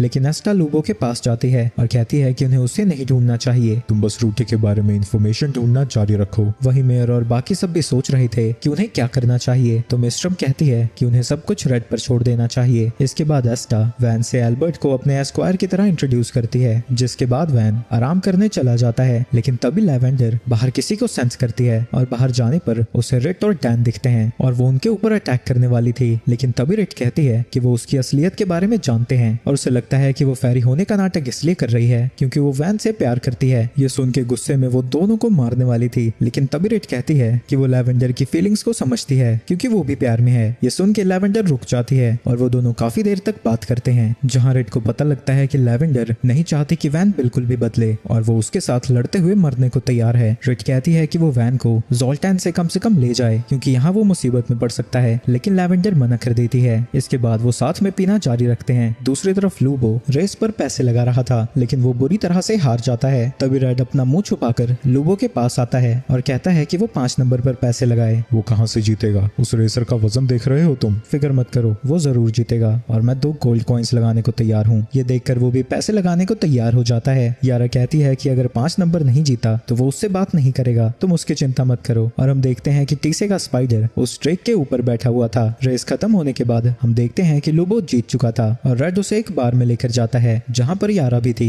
लूबो की वहाँ की वाइन बहुत ज्यादा अच्छी लगती है, जिसके बाद यारा उसे कुछ खाने को देती है जिसका स्वाद उसे स्वर्ग की सैर कराने लगता है और वो सारा कुछ खा जाता है। रेड कहता है कि वो वैन के बारे में बात करना चाहता है और उसे रूटी के बारे में भी पता है। ये सब सुनकर लूबो हैरान हो जाता है और रेड उसे बताता है कि रूटी एंशिएंट एल्व्स की गार्डियन है। इस पर लूबो को यकीन नहीं होता क्योंकि उनकी गार्डियन एक ह्यूमन नहीं हो सकती। तो रेड उसे ओगर किंग की बॉडी दिखाता है और कहता है कि एंशिएंट एल्व्स ने इन्हें बनाया है, यानी वो बायोलॉजिकल वेपन्स बना सकते हैं और जो ज़ोल्टैन के पास एंशिएंट एल्वन रूल्स है, रूटी उसे प्रोटेक्ट कर रही है। लूबो को उस पर यकीन हो जाता है और उसे लगता है कि इसी वजह से रूटी वैन को हरा पाई थी। रेड कहता है कि रूटी ज़ोल्टैन को डीमन लॉर्ड की आर्मी से प्रोटेक्ट कर रही है और अगर वैन उसे मार देता है तो ज़ोल्टैन को बचाने वाला कोई नहीं बचेगा। लूबो इसके लिए तैयार हो जाता है पर उसे लगता है कि वैन उसके ऑर्डर्स को नहीं मानेगा। वहीं वैन के ग्रुप को अब लगने लगा था कि एस्टा एक गद्दार है और लैवेंडर इस बारे में पूछने के लिए रिट के पास जाती है, जिसके बाद वो अंदर जाकर बात करने लगते हैं जहां लैवेंडर एस्टा को गद्दार बुला रही थी। लेकिन एस्टा कहती है कि वो बस यहाँ पर वैन के दुश्मनों के बारे में इंफॉर्मेशन इकट्ठा करने आई थी। जिसके बाद रिट अपने बॉयफ्रेंड को बुलाती है, जिसे देखकर वैन हैरान हो जाता है क्योंकि उसी ने उससे शील्ड को छीना था। वो जानते हैं कि वो लोग पहले हीरो के पार्टी के मेंबर थे और पूछते हैं कि यहाँ पर क्या कर रहे हैं। डैन कहता है कि वो युद्ध में घायल हो गया था और एस्टा बताती है कि वो इनसे इंफॉर्मेशन इकट्ठा कर रही थी क्योंकि ये पहले डीमन लॉर्ड की आर्मी से लड़ चुके हैं। वैन उसकी बात को मान जाता है लेकिन जानना चाहता है कि उन लोगों ने उस पर अटैक क्यों किया था।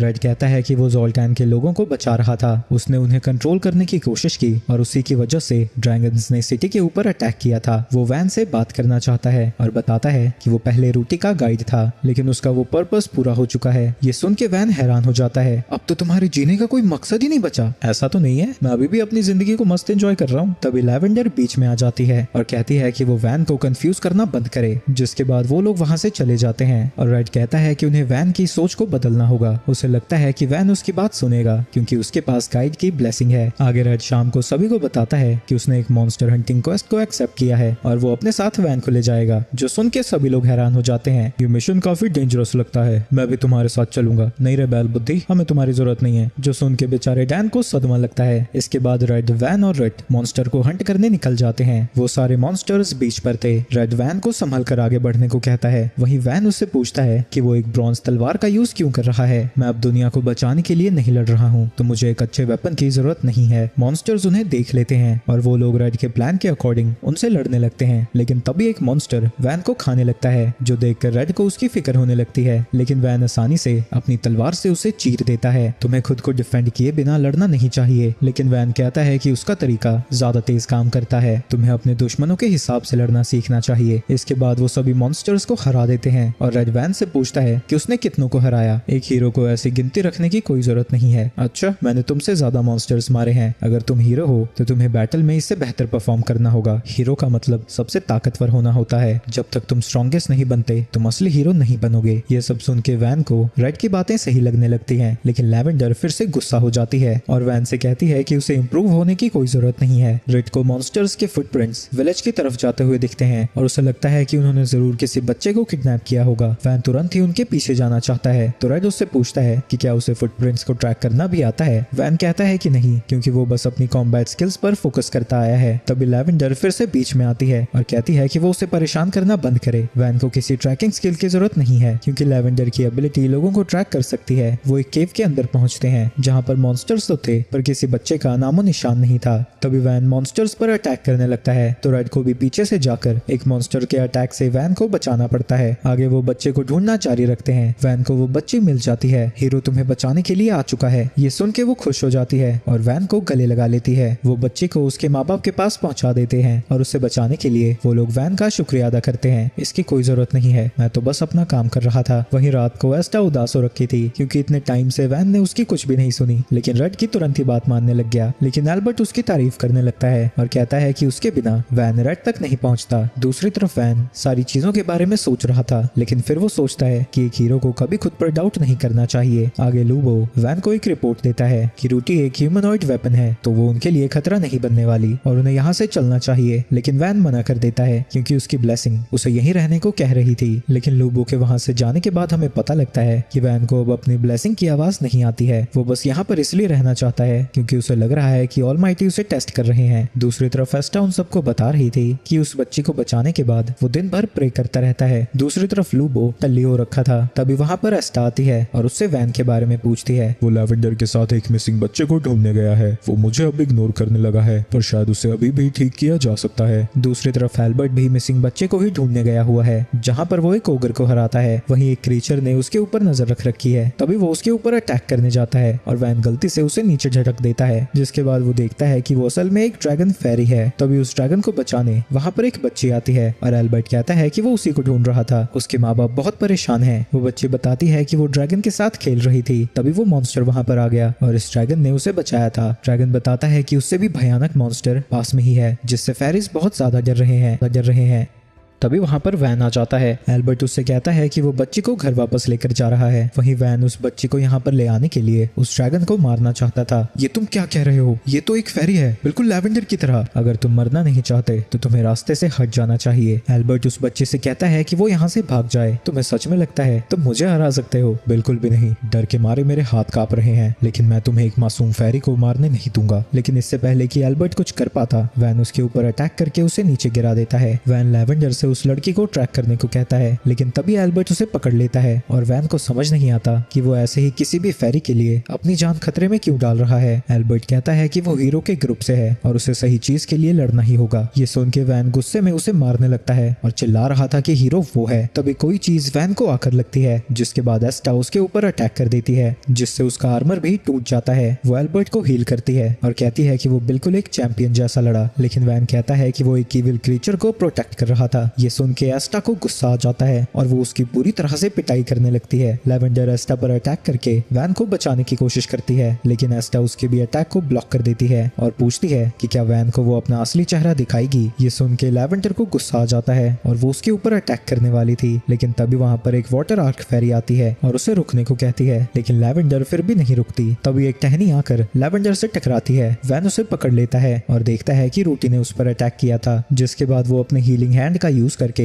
लैवेंडर को हील कर देता है। दूसरी तरफ एल्बर्ट की सारी चोटें हील हो चुकी हैं, लेकिन कुछ समय उसे आराम करने की जरूरत है। तुम लोग लकी हो कि रूटी ने तुम्हें समय पर ढूंढ लिया। रूटी कहती है कि उसे हवा में कुछ अजीब सा लगा था, तभी वो वहां पर पहुंची। रूटी को लगता है कि वैन की कंफ्यूजन उसके ब्लेसिंग को सप्रेस कर रही है, क्योंकि हीरो की ब्लेसिंग उसे इतना इमोशनल होने नहीं देती। रेड को लगता है कि ये उसकी वजह से हुआ है, पर एस्टा कहती है कि ये उसकी गलती है। इतने समय रहकर भी वो वैन को बदल नहीं पाई। इसके बाद वो बाहर आराम करने जाती है, जहाँ वो रेड को बताती है कि वो वो पहली बार आज गुस्से से लड़ी। जब उसने एल्बर्ट को ऐसा देखा वो खुद को कंट्रोल ही नहीं कर पाई। तुम उसकी फिक्र मत करो, तुम्हारी फीलिंग्स तुम्हारी ब्लेसिंग से नहीं तुम्हारे दिल से आ रही हैं। वैन लूबो के पास जाता है और कहता है कि वो ज़ोल्टन से जाना चाहता है, जो सुनकर लूबो खुश हो जाता है। लेकिन तभी वैन कहता है कि वो वाटर आर्क फेरी को मारना चाहता है और फिर रेड को, क्योंकि उसकी मौत के बाद रूटी उसके पीछे जरूर आएगी। लेकिन अगर वो फिर भी नहीं आई तो वो पूरे ज़ोल्टन को भी तबाह करने को तैयार है। लूबो उससे कहता है कि वो हीरो की तरह बर्ताव करे, लेकिन तभी वैन अपनी तलवार को उसके अंदर घुसा देता है और कहता है कि वो अपनी ब्लेसिंग को फील नहीं कर पा रहा है, तो उसे नहीं पता कि उसे आगे क्या करना चाहिए, पर शायद रूटी को मारना सही डिसीजन है। दूसरी तरफ रेड वैन का इंतजार कर रहा था और उसे यकीन है कि वहाँ पर लेवेंडर भी जरूर आएगी। वो फेरी उसे बताती है कि लेवेंडर उससे ज्यादा ताकतवर है। वो असल में एक एंशिएंट फेरी है जिसकी स्पीशीज को ड्रैगन्स और एल्व्स ने मिलकर खत्म कर दिया था, लेकिन वो किसी तरह बच गई। टीसे समझ जाती है कि वो असल में एक मिथिकल क्रीचर है और यारा उनसे पूछती है कि वो एक ऐसे क्रीचर को हराएंगे कैसे। रेड कहता है कि वैन कंफ्यूज हो रखा है तो वो उसे समझाने की कोशिश करेगा, पर इससे पहले उसे वैन से लड़ना होगा। ये आइडिया सभी को पागलपन लगता है क्योंकि वो वैन से कभी नहीं जीत सकता, लेकिन रेड कहता है कि वो जरूर जीतेगा। वहीं उनकी फाइट शुरू होने से पहले रूटी रेड को एक गिफ्ट देती है। इसके बाद वहाँ पर वैन पहुंच जाता है और वो तीनों लड़कियां मिलकर वहाँ पर एक बैरियर बनाती हैं। वैन कहता है कि उसकी किस्मत पुराने हीरो को मारकर नया हीरो बनना है। ये सब फालतू की बातें हैं, तुम अपनी ब्लेसिंग को फील नहीं कर पा रहे हो, इसी वजह से कंफ्यूज हो। ये सब तुम्हारी वजह से हो रहा है जो तुमने मेरे दिमाग में इतने सारे डाउट्स डाले हैं। डाउट्स तो हर कोई फील करता है, हाँ, पर एक हीरो को खुद पर डाउट नहीं करना चाहिए। रूटी कहती है कि बैटल फील्ड में उसने कई बार खुद पर डाउट किया है और जिनके साथ उसे करीब होना चाहिए था वो उनसे दूर रही, लेकिन अब वो खुश है क्योंकि वो लोग उसकी मदद कर रहे हैं। लेकिन वैन कहता है कि वो झूठ बोल रही है, एक हीरो खुद पर कभी डाउट कर ही नहीं सकता। तुम्हें खुद का सामना करने के लिए हिम्मत की जरूरत है। जिसके बाद वो उसकी तरफ एक तलवार फेंकता है। एक गाइड और हीरो के बीच की लड़ाई तुम्हारे दिमाग को जरूर क्लियर कर देगी। वैन मान जाता है और अपनी तलवार को नीचे गिरा देता है। ये देखकर लेवेंडर उसे रोकने जाती है, लेकिन तभी रेड बीच में आ जाती है और कहती है कि अपने प्यार को प्रोटेक्ट करने के लिए वो लेवेंडर से भी लड़ने को तैयार है। वहीं वैन खुश हो रखा था क्योंकि अब वो अपने गुस्से को रेड के ऊपर निकाल सकता है और वो रेड के ऊपर अटैक करता है, जो उसके अटैक को डॉज कर लेता है। जिसके बाद वो अपनी तलवार से उसके सर पर चोट लगा देता है। इसकी वजह से लेवेंडर को उसकी फिक्र होने लगती है, लेकिन रेड तभी भी उसे रोक कर खड़ी थी, तो वो गुस्से में आकर अपने असली रूप में आ जाती है जो कि काले धुएं जैसा दिख रहा था। डैन उसके ऊपर बहुत सारे अटैक्स करता है पर इसका उस पर कोई असर नहीं होता और वो भी उस धुएं के अंदर चला जाता है जहां उसे बिजली का झटका लगता है। वहीं रेड अभी भी वैन से लड़ रहा था जहां वैन ने अब तक रेड के ऊपर एक भी अटैक लैंड नहीं किया है। इसकी वजह से लेवेंडर का गुस्सा बढ़ने लगता है और बाकी लड़कियां बैरियर को मेंटेन करने की कोशिश कर रही हैं। वहीं फाइट के दौरान रेड वैन की तलवार को काट देता है तो वो अपना मैजिक यूज करने लगता है, लेकिन रेड एकदम से उसके पास पहुंचकर उसे रोक देता है। लेवेंडर रेड के ऊपर अटैक करने की कोशिश करती है, लेकिन रूटी अपने सीक्रेट शील्ड का यूज करके उसे रोक देती है। वो लेवेंडर के ऊपर अटैक करती है जिसकी वजह से उसकी सारी डार्क एनर्जी वहां से हट जाती है। इसके बाद वैन एक पावरफुल टॉर्नेडो सा बनाता है जिसकी वजह से वो बैरियर भी टूट जाता है और रेड की तलवार भी। रेड अपने घुटनों पर आ जाता है और उसे खत्म करने के लिए वैन एक और मैजिक स्पेल कास्ट करने लगता है, लेकिन रेड का असल में यही प्लान था। इसकी वजह से रूटी का गिफ्ट ग्लो करने लगता है और रेड वैन के ऊपर अटैक कर देता है। इसकी वजह से वैन जमीन पर गिर जाता है और रेड कहता है कि वो जीत चुका है। वहीं वैन को समझ नहीं आता कि उसने एक हीरो की ताकत का यूज कैसे किया था। बैटल से पहले रूटी ने इसमें अपनी एबिलिटी को एम्बेड कर दिया था। वैन को लगता है कि ये चीटिंग है, बिल्कुल भी नहीं। ये दो मर्दों के बीच की लड़ाई थी, ये सिर्फ ब्लेसिंग से नहीं जीती जा सकती। तुम जो अभी महसूस कर रहे हो इसे समझो। उस मिशन के बाद तुम्हें खुद पर शक होने लगा क्योंकि तुम समझ चुके थे कि तुम अकेले उस लड़की को नहीं बचा पाते। जब तुम्हें होश आएगा हम फिर से बात करेंगे। कुछ समय बाद वैन को होश आता है, तभी वहाँ पर रेड आता है और लेवेंडर उसके ऊपर गुस्सा होने लगती है क्योंकि वो रेड के पास नहीं जा पा रही है। तुम थोड़ी देर शांति रखो, तुम फिर से पगला गई तो हम तुम्हें नहीं संभाल पाएंगे। वैन एल्बर्ट और लूबो के बारे में पूछता है। वो दोनों ठीक है, लेकिन लूबो को थोड़ा लंबा रेस्ट करना पड़ेगा। रेड लेवेंडर को बाहर लेकर जाती है ताकि रेड उससे अकेले में बात कर सके। तुम्हारी ब्लेसिंग अब कैसी है? अब मैं इंपल्सेस को फील कर पा रहा हूँ तो मैं किसी को नुकसान नहीं पहुंचाऊंगा। जिसके बाद रेड उसे आजाद कर देता है और कहता है कि उसके इमोशंस और डाउट की वजह से उसकी ब्लेसिंग आउट ऑफ कंट्रोल हो गई थी। मैंने खुद को निराश पहले कभी महसूस नहीं किया था। क्या मैं हीरो बनने के लायक भी हूँ? कोई ब्लेसिंग की वजह से हीरो नहीं बनता। हीरो वो होता है जो हीरो वाले काम करे। जिसके बाद वो उसकी कमियां गिनाने लगता है जो सुन के वैन जरा भी खुश नहीं था। तुम फिक्र मत करो, धीरे धीरे तुम सब कुछ सीख जाओगे। बस एस्टा पर भरोसा रखना और उससे जो सवाल चाहो कर सकते हो। क्या वो इन सब के बाद मेरे साथ चलना चाहेंगी? जब तक तुम एक सच्चे हीरो बनना चाहते हो वो तुम्हारे साथ जरूर जाएगी क्योंकि वो हीरो को गाइड करना चाहती है। क्या उनके पास गाइड की ब्लेसिंग है? नहीं, लेकिन वो एक गाइड बनना चाहती है। क्या आप मेरे साथ चलोगे? मैं पहले ही रूटी का गाइड हूँ, अब मैं किसी और हीरो को ज्वाइन नहीं करना चाहता। था। अच्छा, काश मैं अपनी ब्लेसिंग को अवेकन करने से पहले आपसे मिला होता। तुम्हारी ब्लेसिंग कब चेंज हुई? क्योंकि तुम डीमन लॉर्ड के साथ फाइट के दौरान भी नहीं आए थे और मॉनेस्ट्री में थे। मेरे पास पहले कार्डिनल ब्लेसिंग थी लूबो की तरह, लेकिन अचानक से वो हीरो की ब्लेसिंग में बदल गई। ये ऑलमाइटी का चमत्कार ही था और मैंने हीरो बनने के लिए सब कुछ छोड़ दिया। वो काफी मुश्किल रहा होगा। क्या तुम अब ज़ोल्टैन से जाने वाले हो? हाँ बिल्कुल। नहीं, पहले मुझे अपनी पार्टी से बात करनी चाहिए। इसके बाद वैन लैवेंडर का शुक्रिया अदा करता है क्योंकि वो हमेशा उसके साथ थी। इसके बाद एस्टा लूबो के पास जाती है। सारी नर्सेस ने मेरी दारू शारू ले ली है यार। वैन मुझसे माफी मांगने आया था और चाहता है कि मैं पार्टी को फिर से ज्वाइन करूं और इसकी रिक्वेस्ट को मैंने मान लिया है क्योंकि मेरे गोल्स के लिए मुझे उसकी जरूरत है। मैंने कभी नहीं सोचा था कि वैन माफी मांगेगा। क्या इसके पीछे तुम्हारा हाथ था? एस्टा कहती है कि बिल्कुल नहीं, उसने तो बस उसकी बात को सुना था